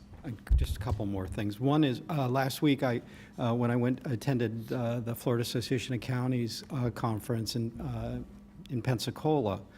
As we were driving out to the air base there, I saw manufactured homes. They were not mobile homes. They were manufactured homes, but they were small. And, is that something you all are looking at? And because it seemed like a really good option. I've looked into the cost of them. They're not $500,000 to do them. They're, $100,000 or $150,000. And that was what I was referring to with the prefabricated ones. The units we looked at last week are about 65,000 delivered.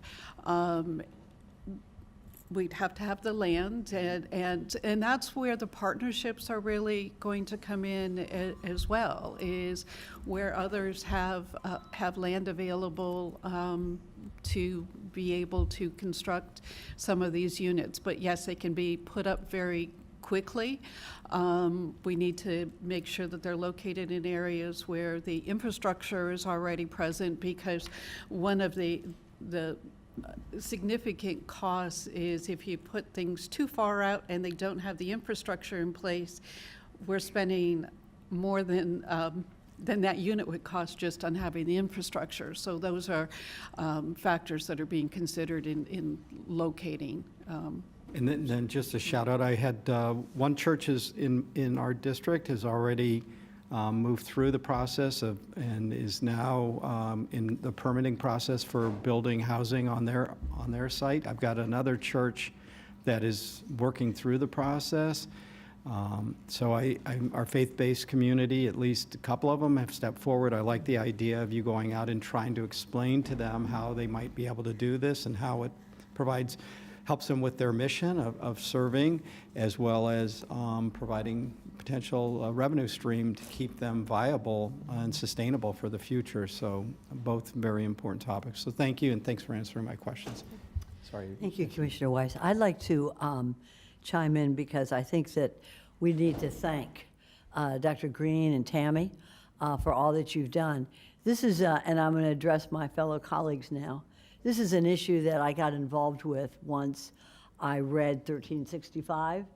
Also, let us note, the U.S. Supreme Court case came down, Lands Grant versus Oregon, which for the first time in U.S. history has made homelessness a crime. Homelessness a crime. So we as a county are faced with some daunting challenges. Not impossible, but we can face it. And you've done a great job, all of you in this staff. But what has happened is this. This is not just Palm Beach. This is not just Florida. This is the entire country. Go to any great American city, and you'll find people sleeping under bridges, families huddled in cars. This is an issue. It's a crisis. So a number of research institutes, our great universities, Yale is one of them and Harvard, came out with a research project. How do you cure homelessness? Hell, we've tried. We've done everything here. And we've tried very hard for 20 years. And so has other cities, great American cities. So this idea of housing first is the policy, and you've mentioned it.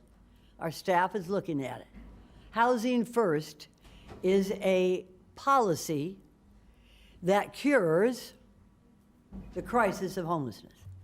And what it says is put the homeless person and give them the dignity of a house. Well, that's nice to say. How do you find these houses? So what they have created, and this doesn't start here in Palm Beach. It's going on right now in Seattle, Washington, and other great cities, Portland, Oregon, and also in the city of Orlando here in the state of Florida, is they are building mini cottages. And to many of your point, how much does it cost to the taxpayer? Well, this is what it comes down to. A mini house or mini cottage actually can be ordered on Amazon today. It can. It's a kit. It's a housing kit. It costs $14,000 to put it together. Then when you add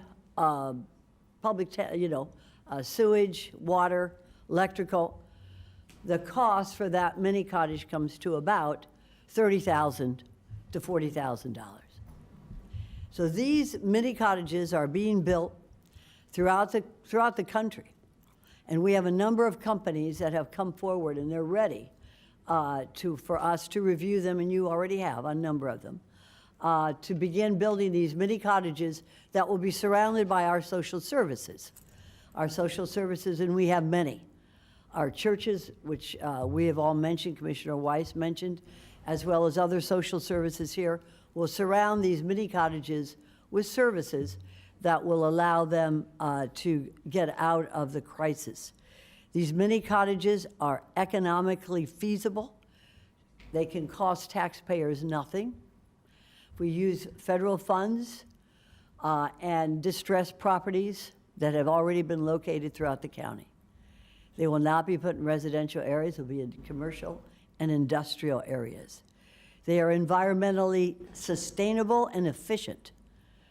They will meet Florida's toughest building codes and be resistant to our hurricanes as well as our climate change. But the most important thing is it provides a space in which the homeless can access, and it's their little place. Now, I thought that what a homeless person really wants is food, or religion, or a couple of dollars. We've all done this. But what they really, really want, according to this study, and according to many homeless who are now in these mini cottages, is they want security from being beaten up and their items being stolen. They need that key to the front door that gives them that security. And I have so many anecdotes of folks who are living in these mini cottages today in Seattle and Portland and now in the city of Orlando. So I want to thank Dr. Green and Tammy Fields. We went out last Friday, public-private partnerships. We went with some private companies that are willing to begin to construct these mini cottages. While we were looking at Ms. Baker, it was interesting, we were looking at a land, it was about 1.5 acres, fallow land. 5 or 6 homeless folks came up looking for some kind of help. They're here, and we need to take care of them in a way that will not cost the taxpayers money and that will be environmentally feasible. We are also on 45th Street. We have a port here in Palm Beach, and there's companies here in Palm Beach County that will reuse shipping containers. We have them at the port, so that that can also be very efficient and certainly impenetrable to our climate. If a shipping container can go from one ocean through the other, they can certainly take Florida's climate changes and our hurricanes. So I want to thank our staff particularly, and Ms. Baker, for being open to this new policy of housing first. I know that you'll be going to Tampa to be talking to them, our staff will, to review what they are doing. I know the city of Orlando has invited us there as well to see how it works here in the state of Florida. So I look forward to working this crisis through and making sure that we can get a mini cottage for everybody that we can. And thank you so much, staff, for that. So are there any other, this is a workshop. Are there any questions or comments for staff? Ms. Baker. You gave us, the board gave us approval to begin negotiations on a hotel site. And I'd like for Dr. Isami Ayala Calaza to come up and give you a very positive update and then receive some direction from you after her update. Okay, good You're morning. recognized, Doctor. Good morning. Isami Ayala, Director, Facilities Development and Operations and Assistant County Administrator. Following the direction we received from the board last week, we engaged in negotiations with the owner, okay? We have been able to reach an agreement as to what we can recommend to the board as it relates to the purchase price for the property. Just as a refresher, the owner was asking for approximately $16 million. Our appraisals came back at approximately $14 million. We have been able to negotiate a middle price point of $15.15 million.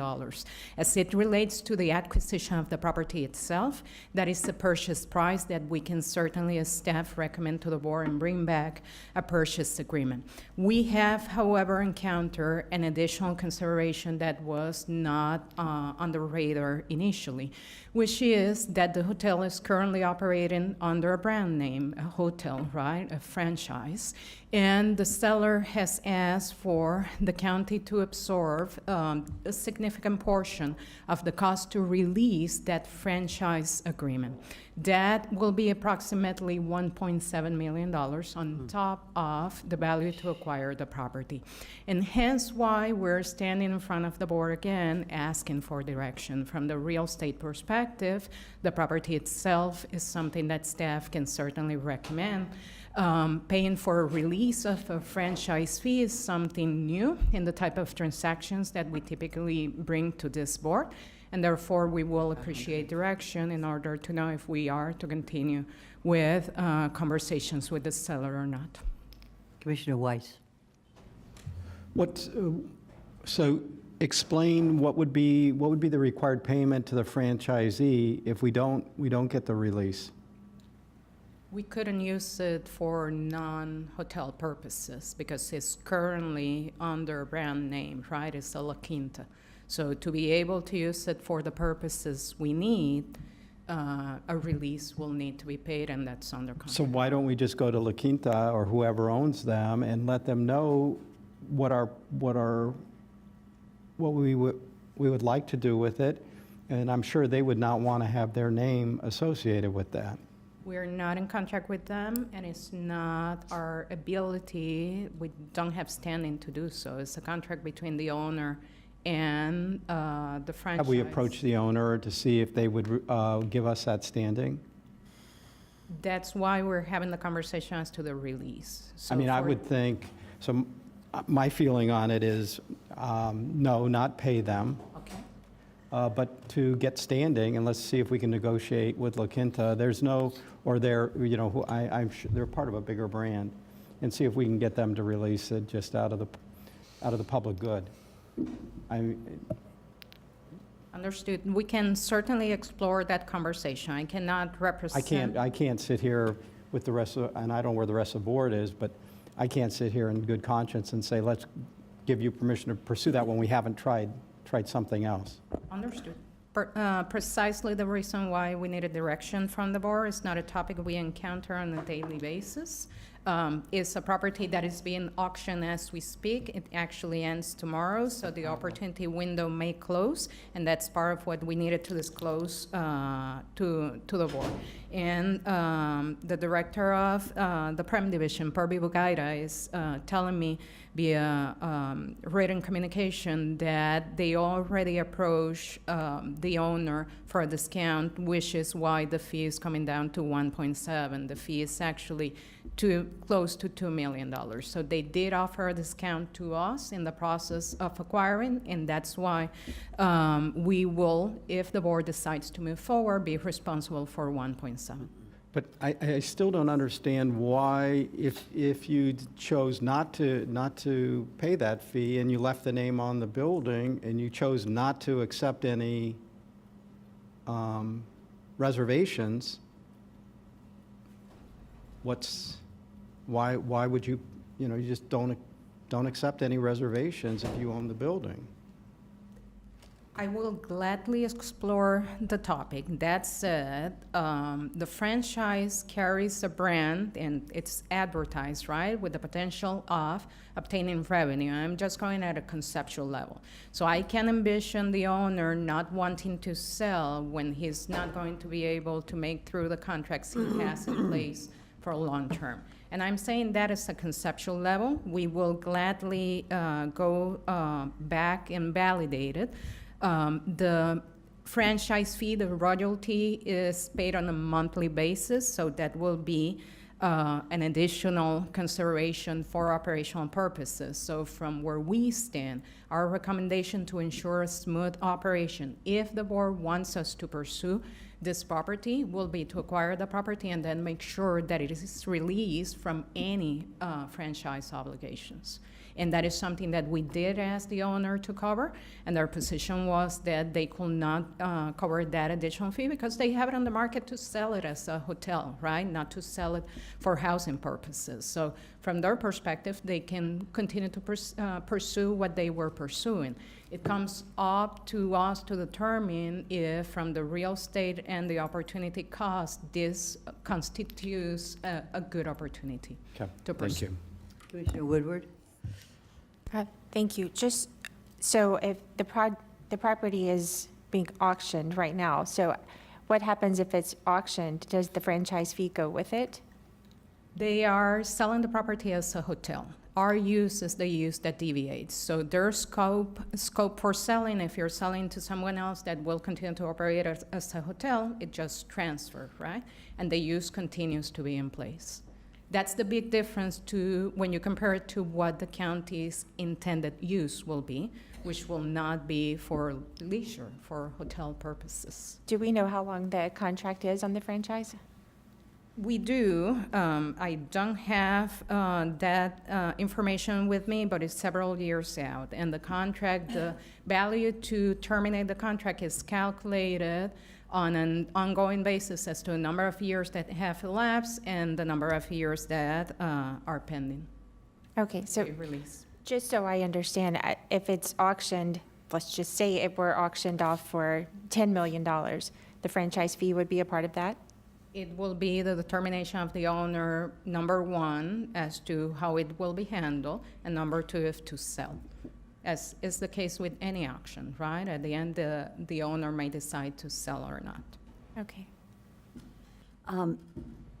Doctor, I have received a lot of emails from residents in the area that are contrary to what we have asked you to negotiate. Are you privy to any of those, to the residents' outcry about using that hotel as a, we're going to use it not as a homeless shelter, we're going to use it as a what? Single residency, SROs, the single residency occupancy was what we Single were talking. residence occupancy for low income or for homeless? Seniors. So Seniors. seniors, yes, and so these would be Senior- permanent housing. Senior homeless or senior affordable housing? It would be looking at. Let me ask Ms. Baker. Ms. Baker, could you articulate to us what exactly, I've got a number of emails questioning this hotel. I didn't think that we're up against a deadline. We have 24 hours to negotiate this. Is that true, Doctor? It is currently under 24 hours? It is currently under auction. The county, we may decide, the board may very well decide just to keep the course and let the process proceed, and the owner make a determination. They are actively pursuing to sell the property. So yes, there is a level, I'm gonna call it an opportunity, urgency of opportunity, if I may. I'm sorry, could we do this next week after I don't have any information on this. Okay, and I know we gave you authority to begin negotiations, but I didn't know I would have I don't have 24 hours.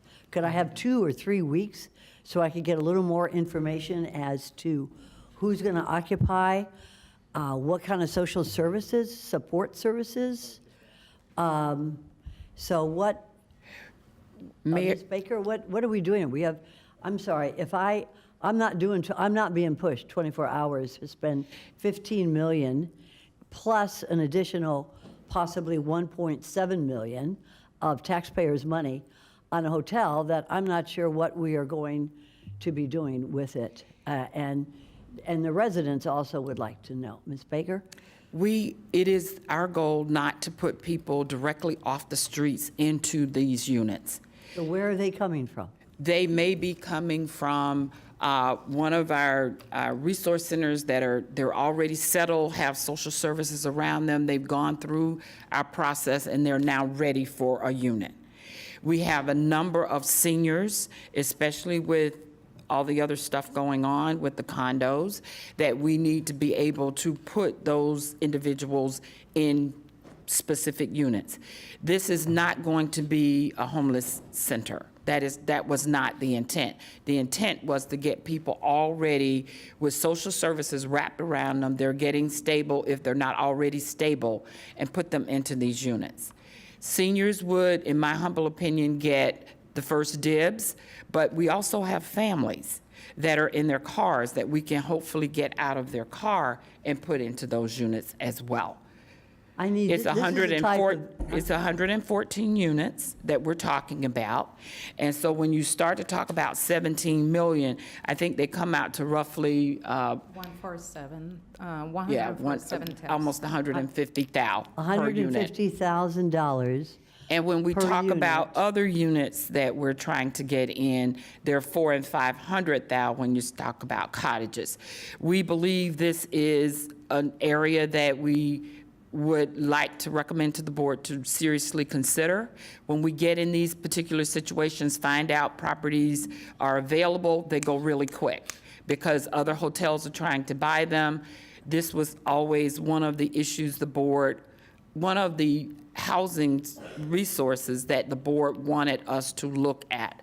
And so this was one, when we found out, we came directly to the board as an add-on to request the board's direction to negotiate. We had already looked at the appraisal. I gave permission because I had authority to look at it, tell me how much is it gonna cost. The franchise fee was a little surprise when we got it. But I think most hotels that allow for franchises, you pay that fee, and that's a yearly or monthly fee that you pay. Again, they're auctioning off. The door is open. I know that this is rushed. But this is an opportunity, and it is okay if the board tells us they're not ready to move forward with it. We do believe this is an opportunity. I don't know if we're going to get a better deal. Commissioner Baxter. Thank you, Madam Mayor. I do support negotiating with La Quinta a potential release of that franchise so that it is for a public benefit. But I do not support spending millions of dollars to buy out a franchise. For the amount of units, I think you discussed was 114 to the amount of dollars. I just can't support that. We're spending money on that. And there has to be, I do support our seniors. I do support these families that need a place. But there are lots of options in Palm Beach County. This can't be it.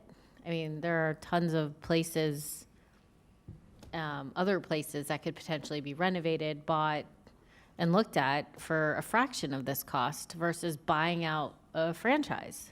So, I mean, I do support allowing staff or supporting staff in the ability to negotiate and see if we can get La Quinta to release that franchise. But again, not spending dollars to do that. I guess that's pretty much where I stand. I would also like some more information to the mayor's point on this. I do feel it was rushed, and I guess time is of the essence, but I would like more information. It doesn't have to necessarily, in my opinion, be a workshop. If the mayor would prefer that, that's great, but I mean, I wouldn't mind if you just met with us individually and had some real information and data to bring back to us in regards to this after maybe some conversations have taken place. If I may? Go ahead. Please. That is okay. I just wanted to make a point, Commissioner and Board, just as general concept, and the administrator mentioned it. When we are dealing with open market, we're just another competitor, right? So our goal is always to come as early as possible and notify the board, but we have also been tasked with keeping an eye on opportunities out there, right? And this is how this one came to be. We identified an opportunity, we were running against the clock, administrator authorized us to bring it to the board and say, here's an opportunity you may want to consider. We will, if this one does not materialize, we will continue to keep our eye on the market. But we're government dealing with the private sector, right? So that property might be of interest to other private entities, and the private owner might be better off selling to a private entity, right? So it's kind of an interesting position when we negotiate on behalf of government, of what we are, right? Thank you. Okay, thank you, Doctor, appreciate it. So let's be clear. There, you're giving us directions to continue talking to them specifically to see if we can have the franchise fee forgiven by the franchisor. I think, Ms. Baker, we gave permission to negotiate. And at this point, we could take a vote, do whatever the board wants. I hesitate. I don't have enough information, number one. Number two, I do not like being forced, compelled, put up against a wall with 24 hours to negotiate a $15 million plus $1.7 million deal without any further information. We're here. There's no better negotiator than Isme. Tough as nails, right? So whatever you can do to negotiate, you already have authority to negotiate. See what you can do. And if there's other hotels, or if there are, I have a list of distressed properties that we can buy for less than $1 million and put up mini cottages or whatever we can. But I just don't have enough information to say, let's go ahead and spend this amount of money. I don't know if we have support services in there. I don't know if it's on a transit corridor. Come and visit with us, talk to us, possibly, Doctor, and then let's. You certainly have authority to negotiate. Go ahead and negotiate, and then you can come back with what you think is reasonable. Let me suggest, Mayor, that Tammy and I come talk to you. I need Isme trying to negotiate to get the franchise fee removed. We are under a tight time frame. We're not the only ones interested in this property. And I think the sale ends today? Tomorrow. So we want to make sure that we stay on top of it. Unfortunately, we have to negotiate these things in the public. The private sector doesn't. Of course. So in this discussion, we're telling them what we're doing, so they go $1 above, where we are. So let us come talk to you. Let us share the information, and Isme's going to move forward with talking to the franchisor to see if we can eliminate that franchise fee. You have authority to negotiate. Go negotiate, Doctor. Good luck with it. Thank you. Mayor, before we conclude, the Housing and Homeless Alliance is here, and they wanted to, they've been meeting. I know several of you have attended some of their very large sessions, and so they wanted to provide some comments This is as a well. workshop. Go right ahead, Ms. Fields. Introduce anybody you'd like. Thank you, Tammy and Dr. Green, for yielding some of your time to the Homeless and Housing Alliance. Let me just interrupt for I could. Sure. It's 11:48, and we have two other issues that we're going to look at today in our workshop. I'd like to open this up to the board. Would we like to have a time certain that we will break for lunch so that folks who are here for the other two issues could also have something to eat as well? So I'm open to, how much longer will you be, Ms. Fields, so we can finish with your issue? 6 minutes. 10 minutes? 6. That's good. 6 minutes, she said. 6, 5.5, we're moving forward. And how many cards do we have, Commissioner Weiss? Yeah. No, I want to know what, so that you know, if you have, you'll be done then with your presentation? Yes. Okay, good. Then we'll discuss what we're going to do for lunch. Go right ahead, ma'am. Good morning, Madam Mayor and Commissioners.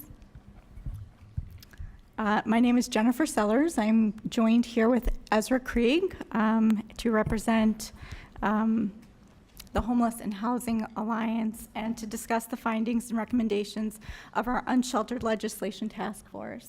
Thank you to the county, to our partners here for including us in your presentation. Much appreciated. Understanding the broad implications of Bill 1365 for our community and for those who are facing housing insecurity, the HHA formed this task force to address the issue. I'd like just to take a few moments to share with you how we arrived at the recommendations that you see on the screen. In April, we launched our first task force meeting, bringing together partners from across the community. After initial discussions, we intentionally invited diverse sectors, each of which would be impacted by this legislation. We had an overwhelming turnout of around 200 participants from all walks of life. HHA member agencies, law enforcement, healthcare, hospitals, developers, business owners, community nonprofits, homeless service providers, elected officials, policymakers, funders, faith-based organizations, and individuals who have formerly experienced homelessness and those who are currently housing insecure were all in attendance. This was truly a remarkable experiment. It really was a collective voice of the community and a voice across all sectors. We provided 5 prompts to participants, challenging them to express concerns, propose suggestions, and brainstorm solutions. The response was tremendous, over 1,000 submissions. The task force carefully reviewed each suggestion and compiled them into 11 pages of raw data. We have handouts for your reference, so you can see the raw data if you so choose. From there, we grouped similar ideas, ultimately identifying key themes across the prompts. Our process led us to recommendations in 5 categories: immediate alternatives, strategic direction, challenges, opportunities, and ethical considerations. In June, we hosted 2 additional large-scale meetings, one with the HHA's general membership and another with the broader community. Again, we saw participation from all sectors represented in our initial meeting. Attendees ranked the suggestions and recommendations through an online platform. On this slide, you'll see the top-ranked recommendations, which were published in the HHA's Unsheltered Legislation Task Force report in June. These recommendations are divided into 2 groups: those for the HHA committees to address and those for community leadership to take on. On the left side of the slide, you'll find the top 3 to 4 recommendations assigned to each HHA committee or pillar.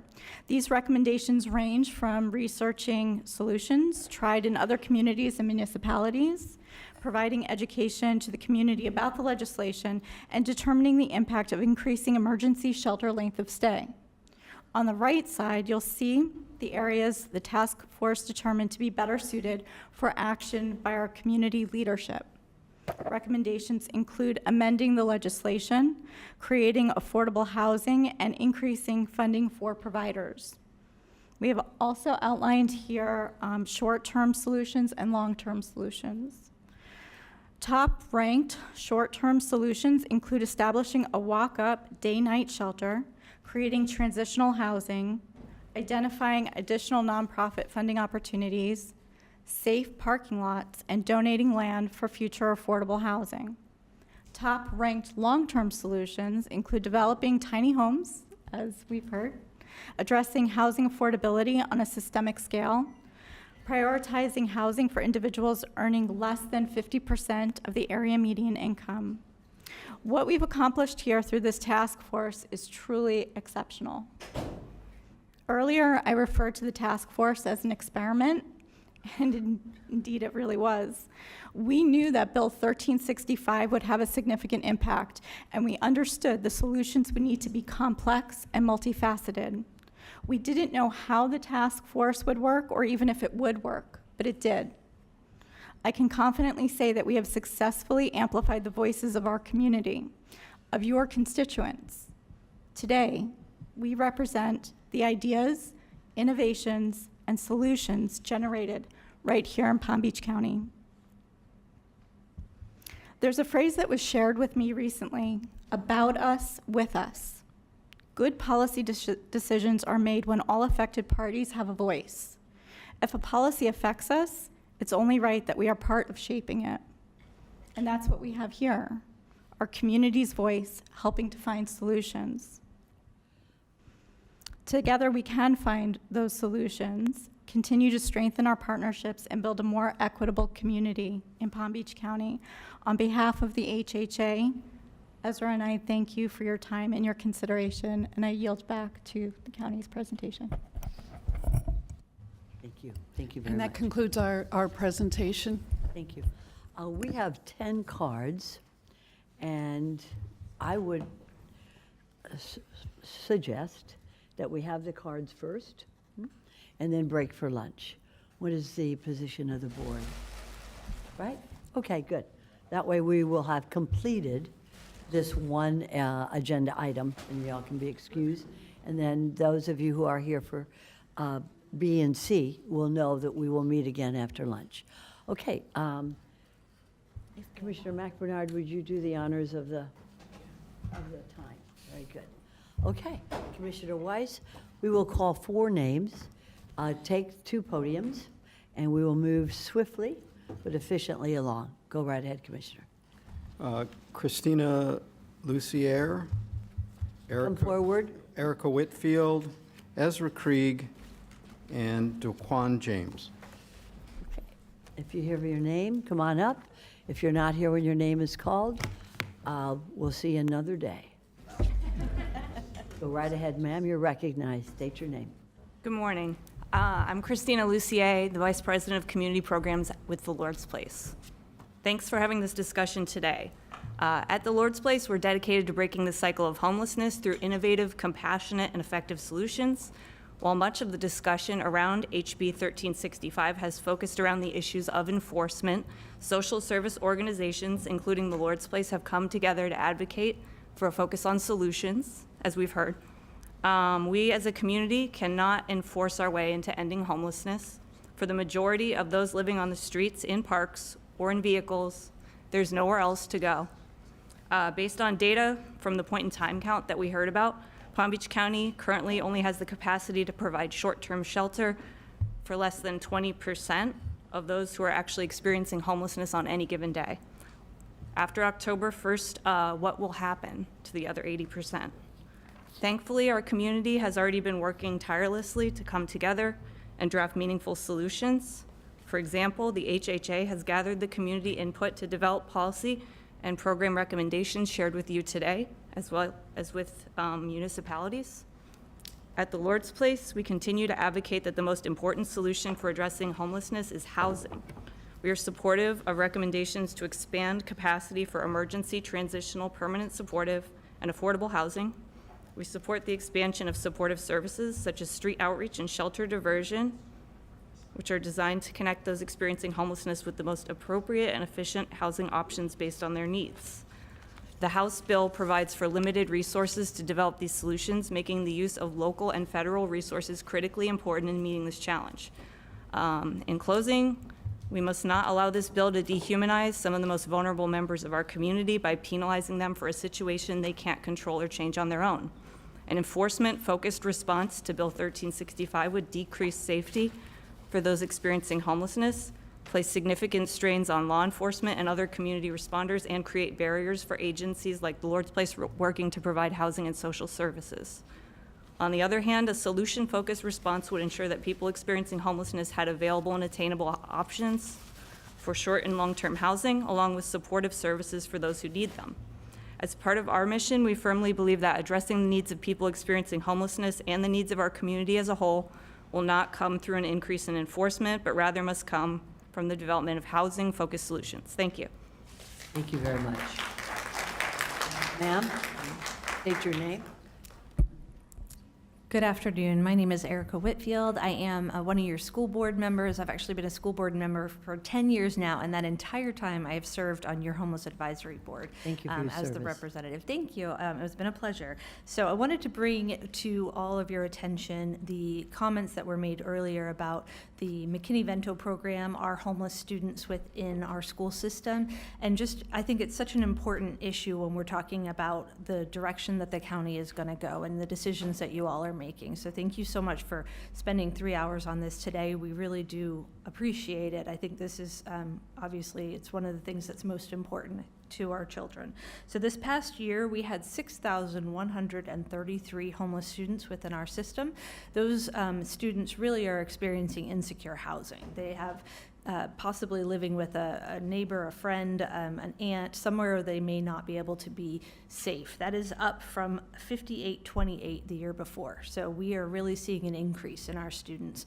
Some of that is due to diligence of looking and trying to find these students, but many reasons are really because of the economy, inflation, and difficulty finding housing, safe housing within our community, affordable housing within our community. The number that I really want to bring your attention most to, though, is that during this time, we had over 200 students living outside. And so I want you to really imagine that number. 200 students, we're talking little kids with their mom. We're talking teenagers that may be by themselves. And these people are students within our school system, and they're trying to learn. And it is so difficult to teach a child who is living outside, who is not having a safe place to go every night. So the 5,000, 6,000 students that have somewhere to live, at least they have somewhere to go. But we're talking children that are outside. With this legislation, my biggest worry is that we've talked about civil causes of action. So we're talking about children, mom and dad maybe getting a ticket or being, at the worst case, arrested for just the act of being homeless. So there's lots of things where this law can go. So I don't want to see the impact on our families, on our children, be so great that they could really have to feel issues that are no longer going to make them able to continue to live in our community.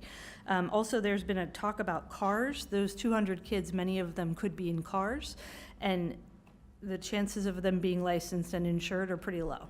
So if that is an option for them to be in a car, I think we need to find safe places for them to go.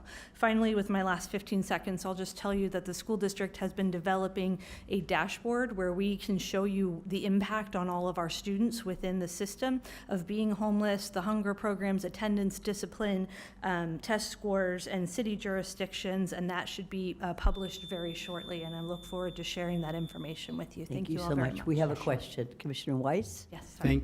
Thank you, Ms. Whitfield.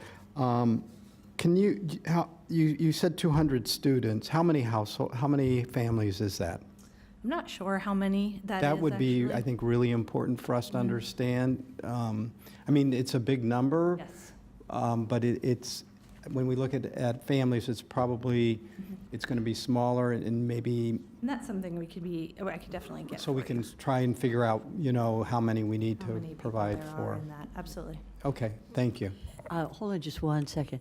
Commissioner Marino, are you hearing this? No, it's No, me. oh my gosh.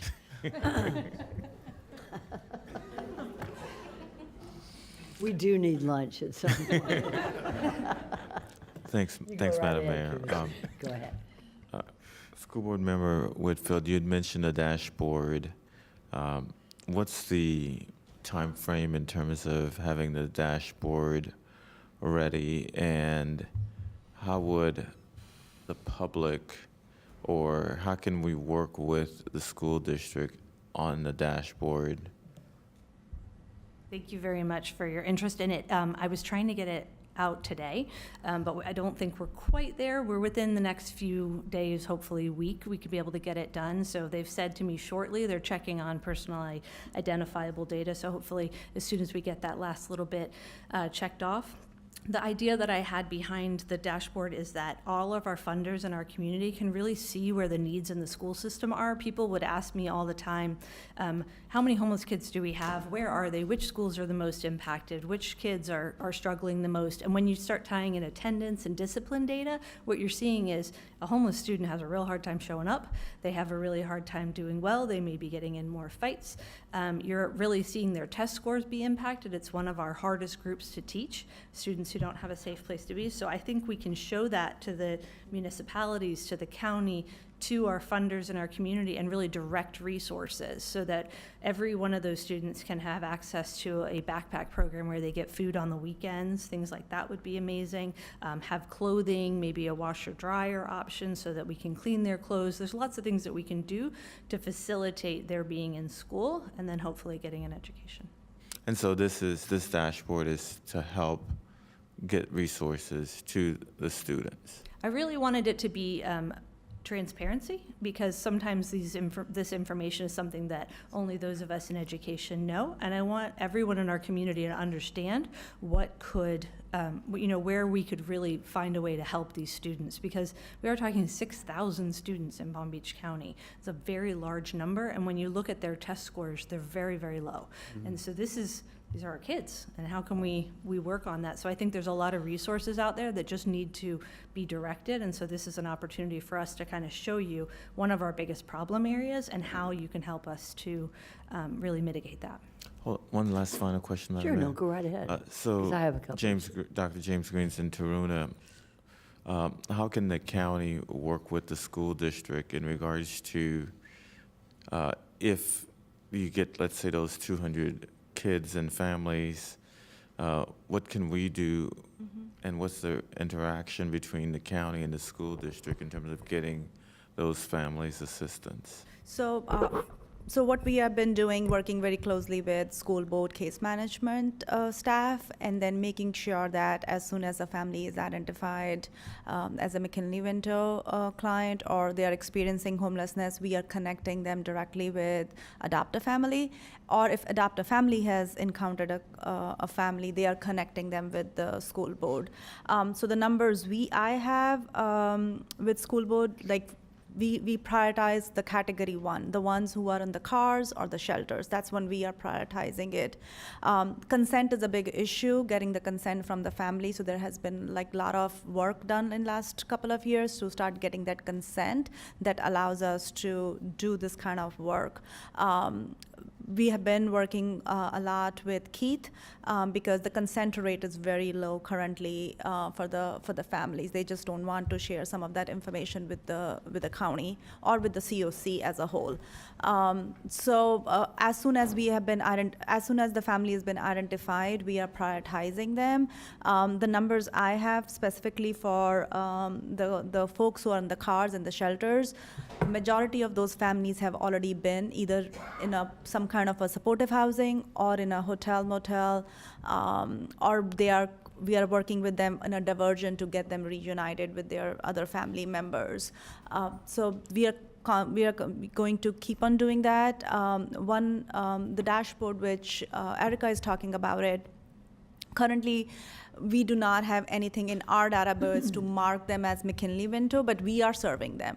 So our focus for next few months is to work with the school board and our HMIS vendor to get that mapping electronically so that we can compare the dashboard from school board to show them on the category 1 clients how many we have already housed, actively housed, or we have housed them and now they have exited the system. The rules for McKinley-Vento is a little bit different than ours.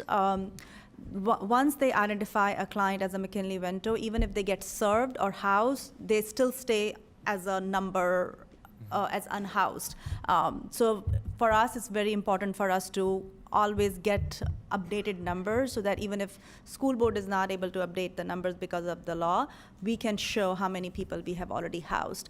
Unfortunately, we cannot take care of the other 5,800 or 5,900 because they do not fall under the category of homelessness but that's where our prevention programs come in play.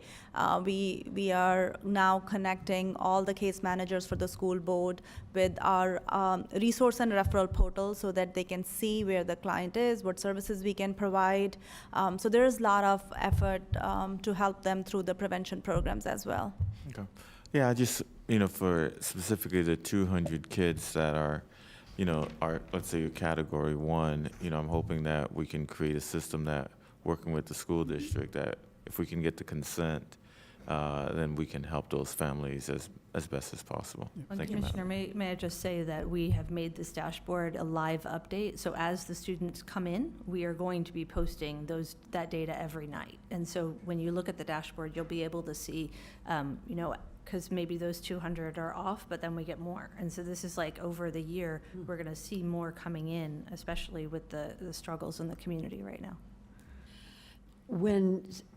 I'm sure that when people, by the way, thank you for your service in the school board.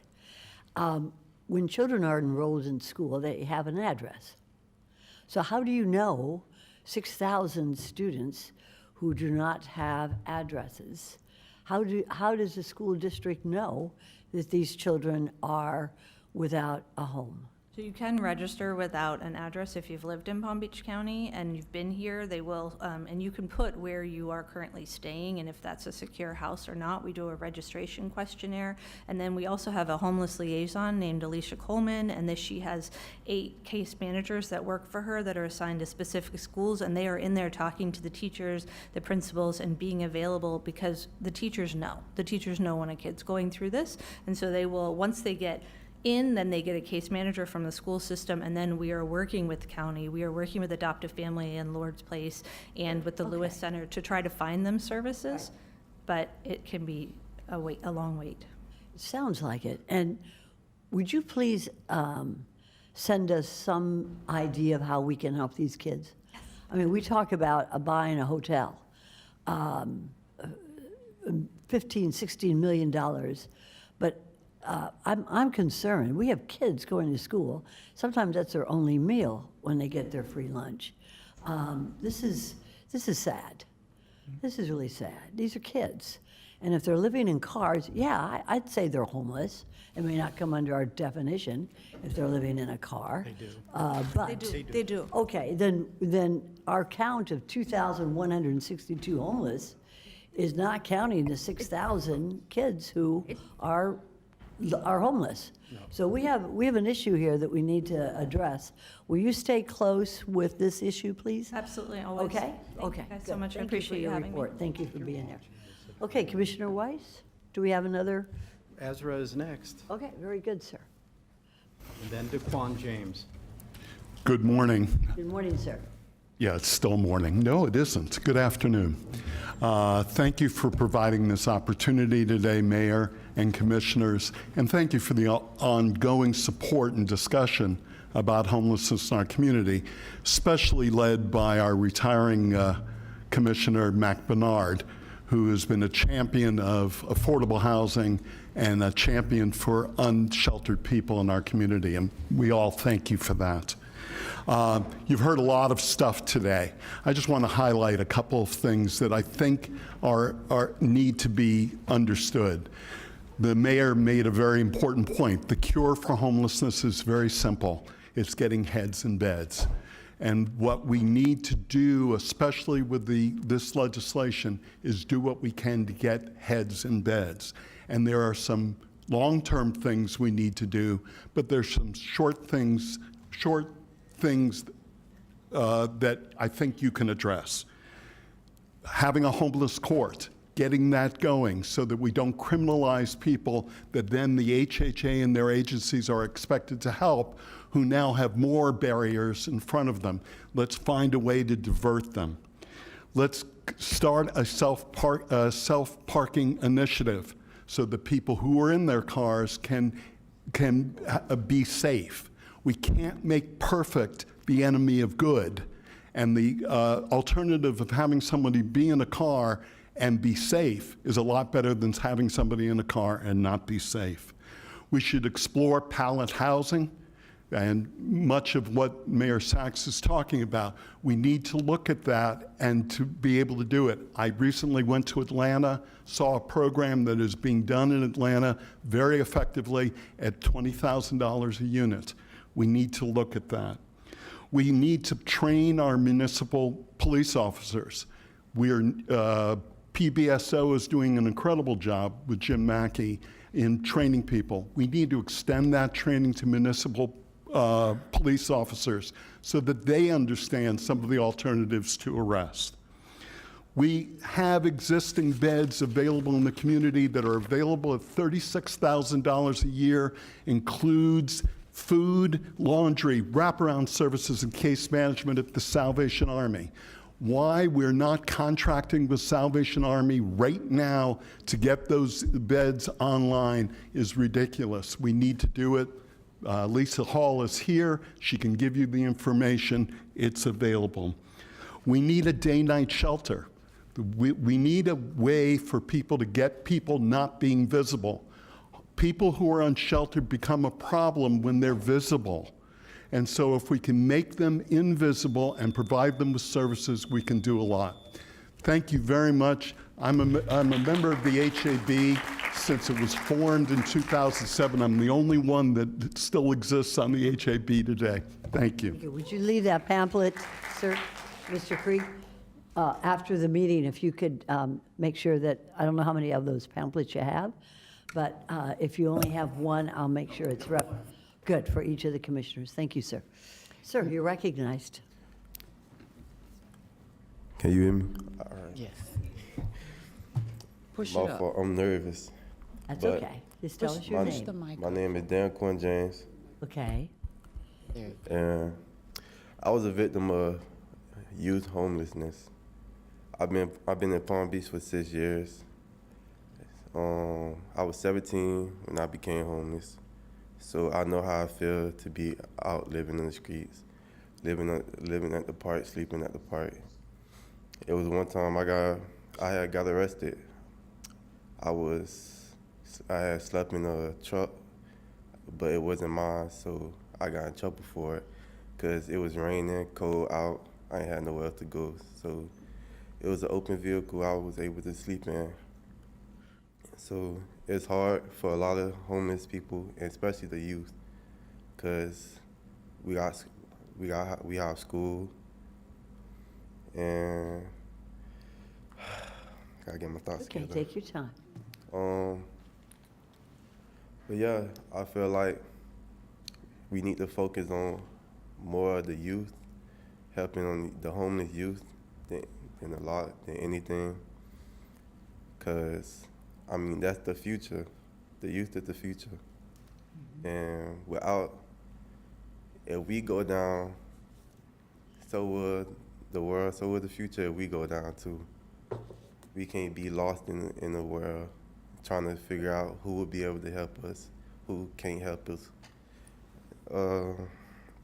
But I've been working with Vida Nova for the past 2 years. They helped me a lot. They got me my ID, social. I was able to get my high school diploma. Helped me with housing, finding me a job. They did a lot for me for the past 2 years, and I'm grateful for them. And, that'll be all. Very I don't have good. nothing else to say. Thank you, sir. Thank you. I want to say that when we had the mayor's symposium to talk about homelessness, Vida Nova was there. And I know that our staff is working with Vida Nova because they work with the staff, and thank you so much. You're part of our public-private partnerships that work so well, and you did an excellent job, sir. Thank you. Mayor, if I could add to that, we've had the pleasure at Youth Services of being able to have 2 of Vida Nova's students that have come and been interns with us. The one most recently just left, and Vida Nova really helped her move forward, and she just joined the military a couple of weeks ago. So the partnership has been fabulous. That's wonderful. Thank you so much for all you do. Ms. Baker, are you here? No. Okay. Go right ahead, Commissioner Weiss. Thank you. Anaria Marville, Leroy Hunter, Sam Wilcox, and Alberto Altamiranda. Okay, very good. All right, ma'am, tell us pull the microphone down a little sorry, bit. I'm a little There you short. go. There you go. All right, You go guys ahead and hear tell us me? Yes. All right, perfect. Hi, my name is Anari. How are you guys doing today? I was a victim of homelessness. Shout out to Officer Maddie. I don't know if you can remember me. I was in nursing Embarrassed. school. The reason why I was homeless because I was living with my grandma, and my grandma passed away, so I lost her house. So I was trying to figure out how can I juggle nursing school, and on top of that, I was working full time. So it's like it was hard. So I reached out to the resource at my school. I got Officer Maddie number, still got the pictures to prove. He got me a hotel, and then he hooked me up with Vita Nova. Vita Nova helped me so much. You guys don't even understand. Like, it helped me find a better job. It got me getting my bachelor's at Palm Beach State, go Panthers. It got me into a permanent housing where sooner or later I'm gonna venture off into my own. And they helping me with financing, trying to get family wealth. And the reason why I'm here today is that we need to focus on the youth. At Vita Nova, I was at the Youth Action Board where we reach out for youth people. It's hard to get younger adults or younger kids to come to adults because they don't trust older people. And that's the reality of what we live in. So they come to people who they know, like, okay, you've been through this, how can I get help? So they come to us. So I volunteered myself at the Youth Action Board there.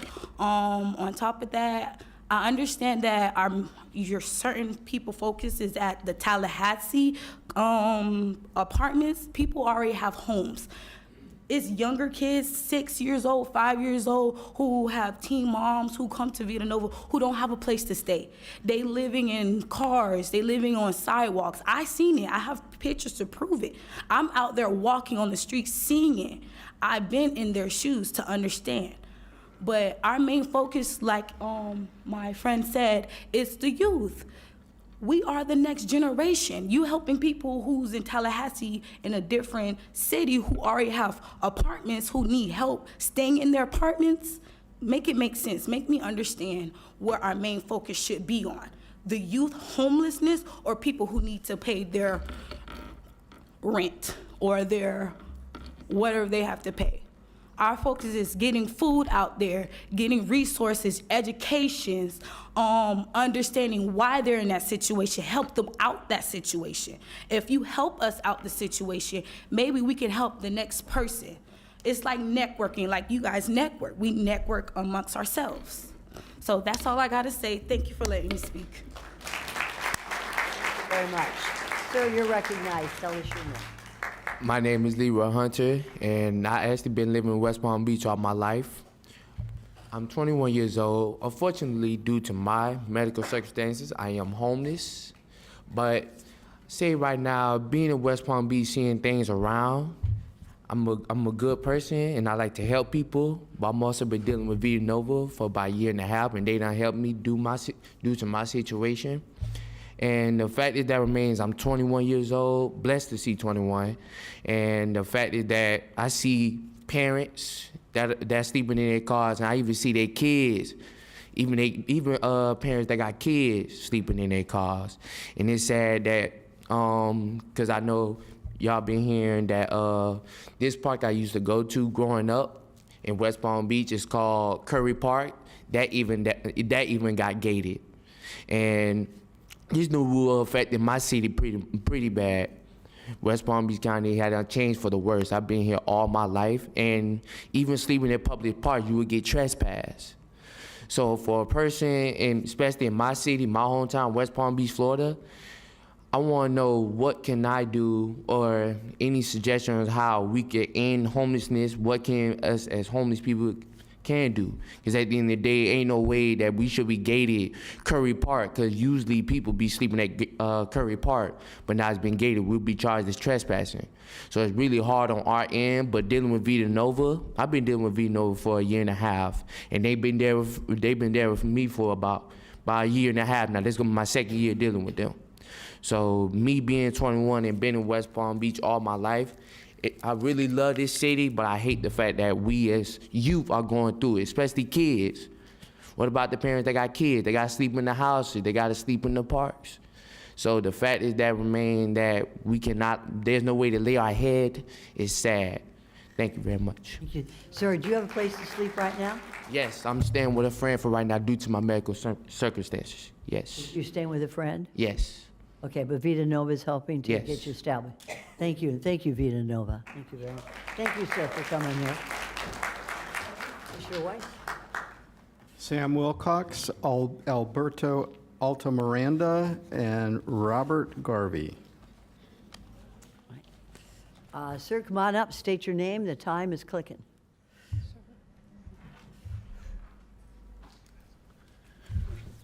Thank you all for your time today. I appreciate you, commissioners and Mayor Sachs. He's the last. So what I've handed out to everybody to take a look at is a public-private partnership, which I've heard a lot about today, to a response to Bill HB 1365. This project covers housing, the care coordination, the wraparound services for individuals that are currently houseless, and then with a workforce reentry program on the back end. The project's goal is to provide private resources such as hospitals, urgent care centers, mental health and behavioral health centers, work with FAR, the Florida Association of Recovery Residents, and ABC Cares, who is our nonprofit, or ABC Institute, excuse me, our nonprofit workforce reentry program. Now, I do want to clarify that this response is strictly for those suffering with substance abuse and primary substance abuse along with mental health issues. Unfortunately, we don't cover children or families, so just to clarify that. Now, if you turn to page 3, we've already talked about all this today, so I'm not going to bore everybody and be redundant. But at the same time, I do want to touch on 2 numbers. It costs taxpayers around $25,000 per 6 months to house someone in the Palm Beach County Jail with medications. And that's a rough number that I checked with a former corrections worker. And due to the increased costs, and I got this from our wonderful community service department, we're looking at $35,000 to $45,000, which I believe Officer Mackey stated too, just to keep homeless folks on the street and receive our resources. So, long story short, I know I don't have a lot of time. I'm hoping that I can have his 3 minutes be used for him and Micah. That'd be great. Long story short, you can start, our urgent care centers are going to act like touch points in the community to where folks can come in, they're going to be evaluated there. You're going to have primary care, all of that ready and available with a care coordination team to be able to place that individual if they need inpatient. If they do not, then they are placed in FAR housing. And then that individual is followed all the way through with wraparound services. At that time, they're going to be enrolled into ABC Institute to be able to receive soft skills, as well as have an opportunity for apprenticeship program and be placed in a job.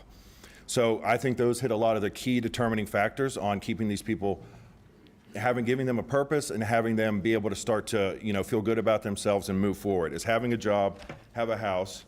And in here, you'll see that we have our urgent care partner services and fee schedules, our inpatient partner services and fee schedules, our FAR, and he'll come up and speak, our FAR services and fee schedule, our wraparound services, and the Institute's fee schedule with what all that they offer on here. So thank you so much, and thank you for the information.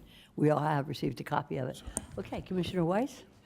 Alberto Altamiranda, Robert Garvey is our last speaking card. Mr. Garvey, are you here? Yes, I'm here. Okay, just 1 second. We have a question from Commissioner Baxter. You're recognized. Thank you, Madam Mayor. It was actually for Mr. Wilcox. I know that 3 minutes isn't long enough. Was there a specific ask or something you were wanting to get to for us to consider? I guess what I would ask you to consider is, I know that we have some leftover COVID funding, And I would like to have a track to work with the public-private partnership for us to work with our first responders as well as our community service to help place these affected individuals into FAR accredited housing with wraparound services. That's pretty much our ask. Have you been having conversations with staff already regarding this at all? Yes, not as much as I would like, but yes, ma'am.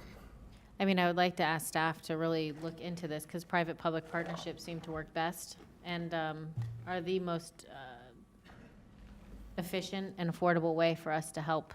Especially, I know that he happens to specialize in substance abuse and housing for those, or beds and so on.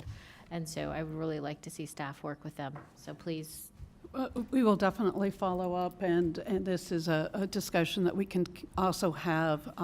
We'll be bringing back to the board some recommendations regarding the opioid settlement dollars, and so this would be an appropriate conversation to have there as well.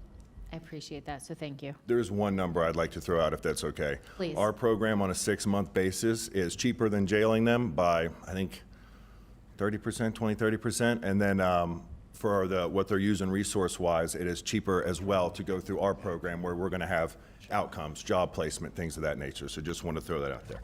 Thank you. Thank again. you. Thank you for your time. Sir, you're recognized. Hi, I'm Robert Garvey. I'm a resident of West Palm Beach, Florida. I appreciate the opportunity to be here today. I began looking at the homeless problem several years ago, the immensity of it, the disastrousness of it, its intractability stunned me as a national problem. I had an opportunity to speak to the governor about it and asked for his involvement because it seemed to me that this problem, two specific aspects of it, simply could not be handled financially at the county or municipality level. Those included the drug addiction and mental health problems, as well as housing. 50 years ago, 40, 50 years ago, when Ronald Reagan emptied the asylums in the United States, it began this problem. The advancement of drug addiction in the country exacerbated it. Now with the housing component, we have an issue that must be addressed at the state level in the state of Florida. The governor was responsive to my inquiries to him. I've stayed in touch with him numerous times. I took a group to Tallahassee in April of this year to meet with the chief of staff, the deputy chief of staff, the Secretary of Child and Family Services, the Director of Policy and Budget for the state. We presented an 8-point plan to them. The essential ingredients of that included housing and mental health support. Commissioner Weiss attended that with me. I've been working with Dr. Green for well over a year. I approached Virginia Baker a couple of years ago about this. And I've put together, but my effort has been really at the state level this is a $1 billion problem. This is not a problem to deal with dozens or a few dozen housing units. This is a big problem. This state is uniquely positioned to address it. We have a filibuster-proof legislature. We have a governor, whatever you believe about his politics, he's not afraid of intractable problems. He will address this problem, but we must have funding from the state level. I took a group to Tallahassee, most recently to Miami. I've taken a group to Houston. It include the chief of police, the Faye Johnson, the chief administrator, the deputy chief of police. We really address, and now my argument to the governor was, look, Palm Beach County is the perfect place for a model program. We have a wealthy private community that will be involved and is involved. The CEO of Related Housing is involved with this, as well as the director, the CEO and founder of Related. So my effort here would be with the state. They want specifics, so they want a specific plan and a specific ask. I would be happy to follow up with whomever at your level would like to work with me on this. I worked with Wendy and Dr. Very Green good. and others. Thank you, sir. Stay right there. Commissioner Weiss, you're recognized. Thank you, Mayor. I just want to thank you, Mr. Garvey, for everything that you've been doing on this front. You and I have known each other for a number of years, and you've been passionate about trying to help solve homelessness in Palm Beach County, in West Palm Beach. I really do appreciate your willingness to go to the governor. I mean, it's clear, we saw the numbers today. This is something we've been trying to solve on our own, and it's as you say, it's way beyond something that local folks can do on their own. It's a very expensive and proposition, but I appreciate your leadership, and I know staff is listening to you right now, and we'll be happy to come up if we need a plan and you need the dollar amount. Then I'm sure they will be able to provide that to you, so you can go to the governor with a specific ask for it, and look forward to you being successful in bringing that money back and making sure that everybody has a home here in Palm Beach County. Thank you. I just would like to add one final note. This is the only state in the union where an effort like this is possible, because we have a $17 to $20 billion budgetary surplus at the state level every year, all right? And that money, we need to direct those funds to this big problem, and this is the place for a model program. Thank you, sir. Thank you, Mr. Garvey. I'd like to say, I don't know you and never met you before, but I like your ideas. I think that this idea of this 1365 did not originate in the governor's office. It originated with a state senator who really doesn't have any idea what it's like to live in areas in Broward, Dade, and certainly Palm Beach County. You're a lifelong resident of West Palm. We have one of the biggest issues is the homelessness in West Palm Beach. So I'm going to ask for your help, your suggestions, your advice. I, as mayor, intend to write a letter on behalf of the county commission, and everybody here will approve it before it goes, telling the governor that we will not have every homeless child or person off the streets in a house before January 1st. But we have a plan, and we're going to show him the plan, and with your help, sir, maybe he will understand that the $30 million he gave for the state does not include the help that we need here. And we have a plan that has been tested in other cities, and I think we will take care of this. And you're very correct about the history of this all with President Reagan. I remember that. So I look forward to working with you and with my colleagues in addressing this issue to the governor. Thank you, sir, for being here today and for your work. Commissioner Weiss, do you have any other cards?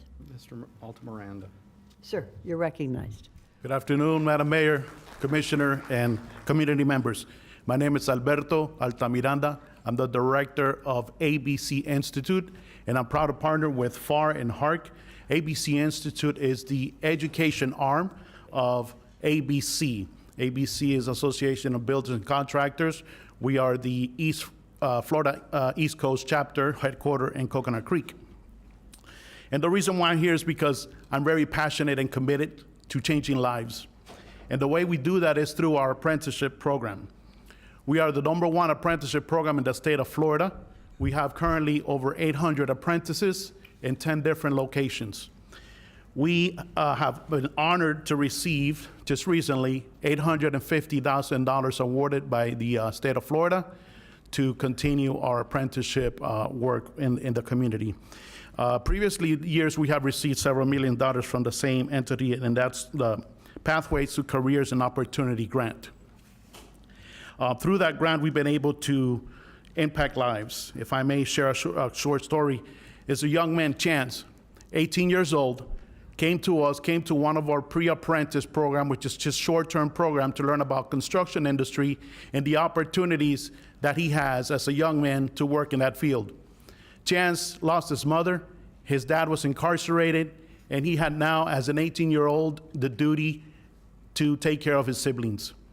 So Chance came to us, doesn't have a car, which is coming via bus. Long story short, Chance is now working in the construction field. He is one of our apprentices, so now he has a sense of purpose and dignity for his future, and that's what we do. we change lives. And I just proud to say that we, to partner with this organization and be able to do that. ABC Florida East Coast chapter will be happy to be a resource of information to the city of Palm Beach through expertise of our construction industry experts to aid in the development of future affordable housing. Thank you. Thank you, sir. I've used your organization when I was in Tallahassee. It's good. Do you talk to Vita Nova?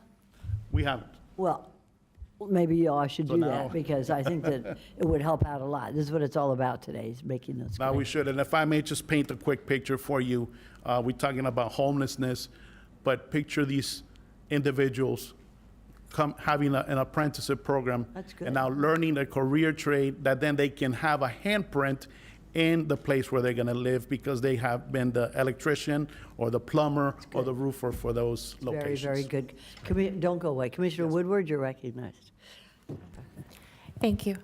Well, since you're still up here, thank you for your apprenticeship work. I met with some of your counterparts and know how important it is for, anyone. Housing is important, but that sense of purpose, that sense of being able to stand on their own 2 feet, I mean, that's, a huge deal. I wanted to thank the young people who came and shared their stories from Vita Nova and talking about, your success stories. It's huge, and people need to know about, this program and that it works, and it's taking young people and giving them the same sense of purpose, and you being able to share your story with others who are out there. It's a big deal. And I wanted to just, Mr. Craig, sorry. Ezra Craig. If you could just come back up. After you left, I was writing my notes and then you were gone. But I wanted to ask a couple questions. You mentioned the safe parking, you mentioned a few other facilities, and you and I have had this conversation before where, because of federal regulations, in our homeless shelters, we actually can't do drug testing. They're not allowed to do substances on site, but people can come there.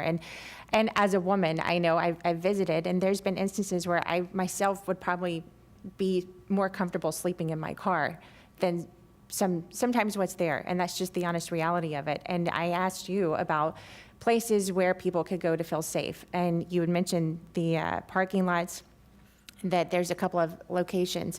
The big parts being that there's facilities with showers and even laundry, food, and then also having our services be in those places, so when people find themselves there, that they can, find out what options are available to help them through this. And if it's going to be sleeping in your car for a few nights or a week until something can be found, if we can put them in a safe place where it's, a fenced-in area where, a good night's sleep, a shower, clean clothes, a full belly, all of these things are also important to get them into the housing. So, a lot of the options that you put in your recommendations were very encouraging to me, because I do believe safety it's a big deal. However, we end up getting people into, a clean place with food, getting them into this, but then getting the jobs and getting the next step after this, because really to solve the homelessness is getting people able to, like these young adults at Vita Nova, getting their own jobs, finishing their education. What's the future for this?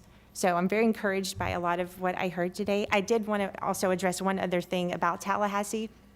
Just so you know, when we're talking about we need to go to Tallahassee to work on these problems, we mean the legislators that are there. We want them to change a few rules for us, for our residents here. It's not about helping people who live in Tallahassee. I just wanted to clarify that, because we do talk a lot about Tallahassee, but we just mean our representatives, they all meet up there. That's the capital of the state. They make some laws, but it affects every county, every city in the state, what they do there. So I just wanted to clarify that. When we say go to Tallahassee, we don't mean help those people. We mean make better laws that affect us here in Palm Beach County.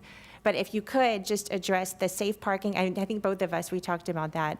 The safe parking areas, the overnight shelters where we could make sure that anyone who goes in there, if it's a single adult, I mean, they're having everything that they own with them. We need them to be able to rest easy at night, that they're safe in that place. Well, Commissioner, you did a much better job of explaining it than I ever could.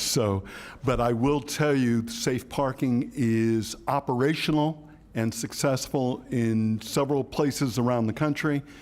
Several of us went to Washington this summer at the National Conference to End Homelessness. We had the opportunity to spend some time with folks from Santa Barbara, California, who have 17 sites around their city where there are safe places where people can park their car. And as you said, they're then surrounded with services. They can take showers, they can get food, the kids can get homework help, and so on. And they don't have to worry about predators. They don't have to worry about enforcement, that they can have a place that they can stay.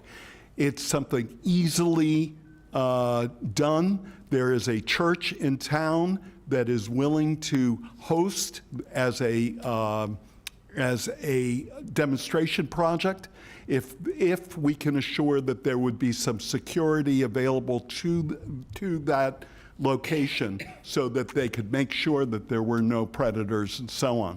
So these are things that are not perfect. They have problems, but again, we can't make perfect the enemy of good. If we can provide these kinds of things, all sorts of things, put a recipe together with lots of different options for lots of different people, we can really make a difference. Thank you. And I just would like to add, I was encouraged that Career Source is on there. I'm on the board, and you're on the directing board. And there are a number of jobs. We have employers everywhere that are looking for jobs, and it's really just helping connect the two.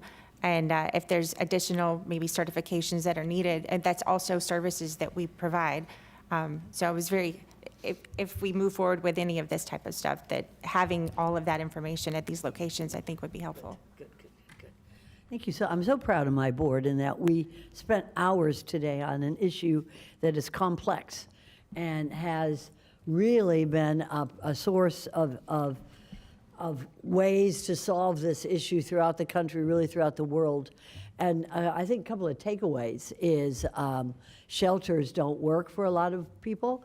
Women, I know, do not want to go into a shelter because they just don't have the security. And many homeless people also will have a dog with them. They're not welcome in shelters, so they don't go. I think that the ways that we have researched today, the people, most especially people who are coming up from the community, whether it's Salvation Army, who still has beds available, and Ms. Krieg and many of you, Vita Nova, ABC, we will find a solution. We will find a solution, and we will take the solution to the governor's office and let him know that we've got law enforcement out there working on it. And I'll tell you something, I want you to all know that I saw a homeless person, and it broke my heart. It was right here in Okeechobee.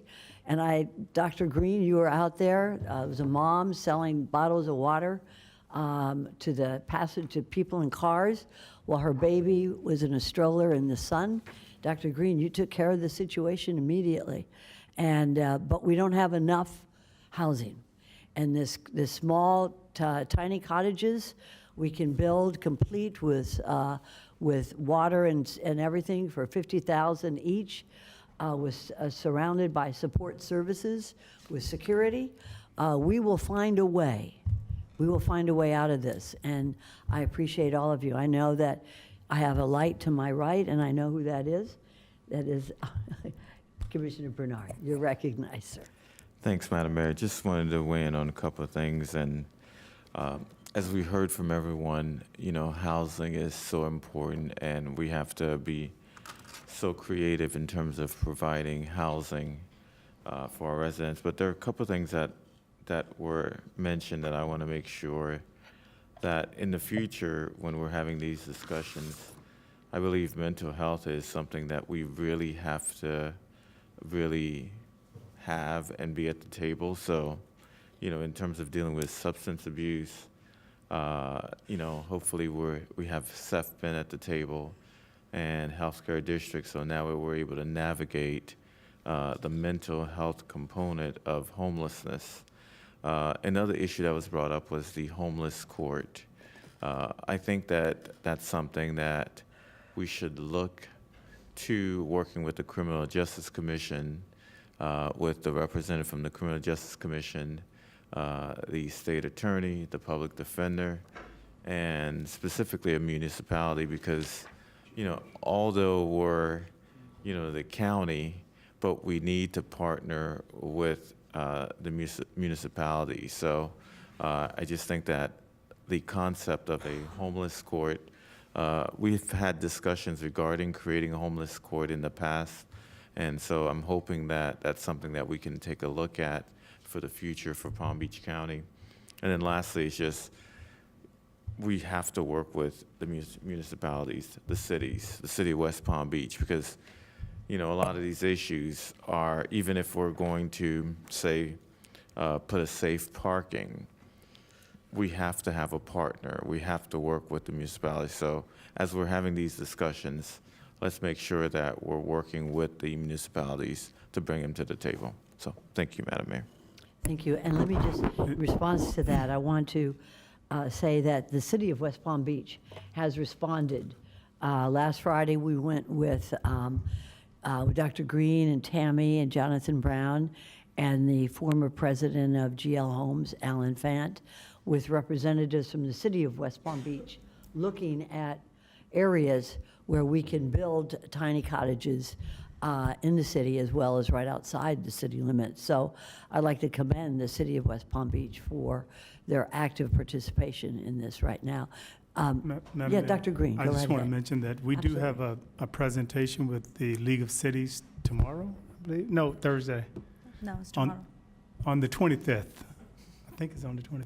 Well, Tammy and I will be Yeah, going to the tomorrow is League of 25th. Cities and doing a presentation and sharing our strategies. And we will be publishing and sharing 10 things that they can do to really engage in this effort and have a major impact in our ability to address HB 1365. Very good, thank you. Madam Baker. Just wanted to, number one, thank the board for your time, and because this is a complicated issue, and a number of you have been with us over the years to allow us to do the programs that were laid out earlier. But I did want to clarify two things. One, we do work with the Salvation Army in contracting for beds. We're always looking for more money so we can contract for more beds if they are available, but we do work with them as one of our major partners in providing this service. And we do provide security at our resource centers. We have, and we also work with the sheriff's office because sometimes they will have an office located in there. So we'll continue to monitor that situation. So the individuals, and that's why we have a variety of where we can put people up, because everybody needs to feel safe, right? And so sometimes the resource center doesn't meet the need, so hotels may meet the need, or our smart landlord program may need the need. Everybody has different needs, but I just want it to be known that we do have security in our resource centers. And we'll continue to monitor to make sure the people that are in there are feeling safe, because that's important. If there's no further business before the board, we're going to take a recess. And it is, let the record reflect, it's 12:51. What is the, 2 o'clock? I hear 2 o'clock. Do I hear 2 o'clock on the left? I hear 2 o'clock it is. We'll see y'all back here at 2 o'clock. Thank you for the presentation.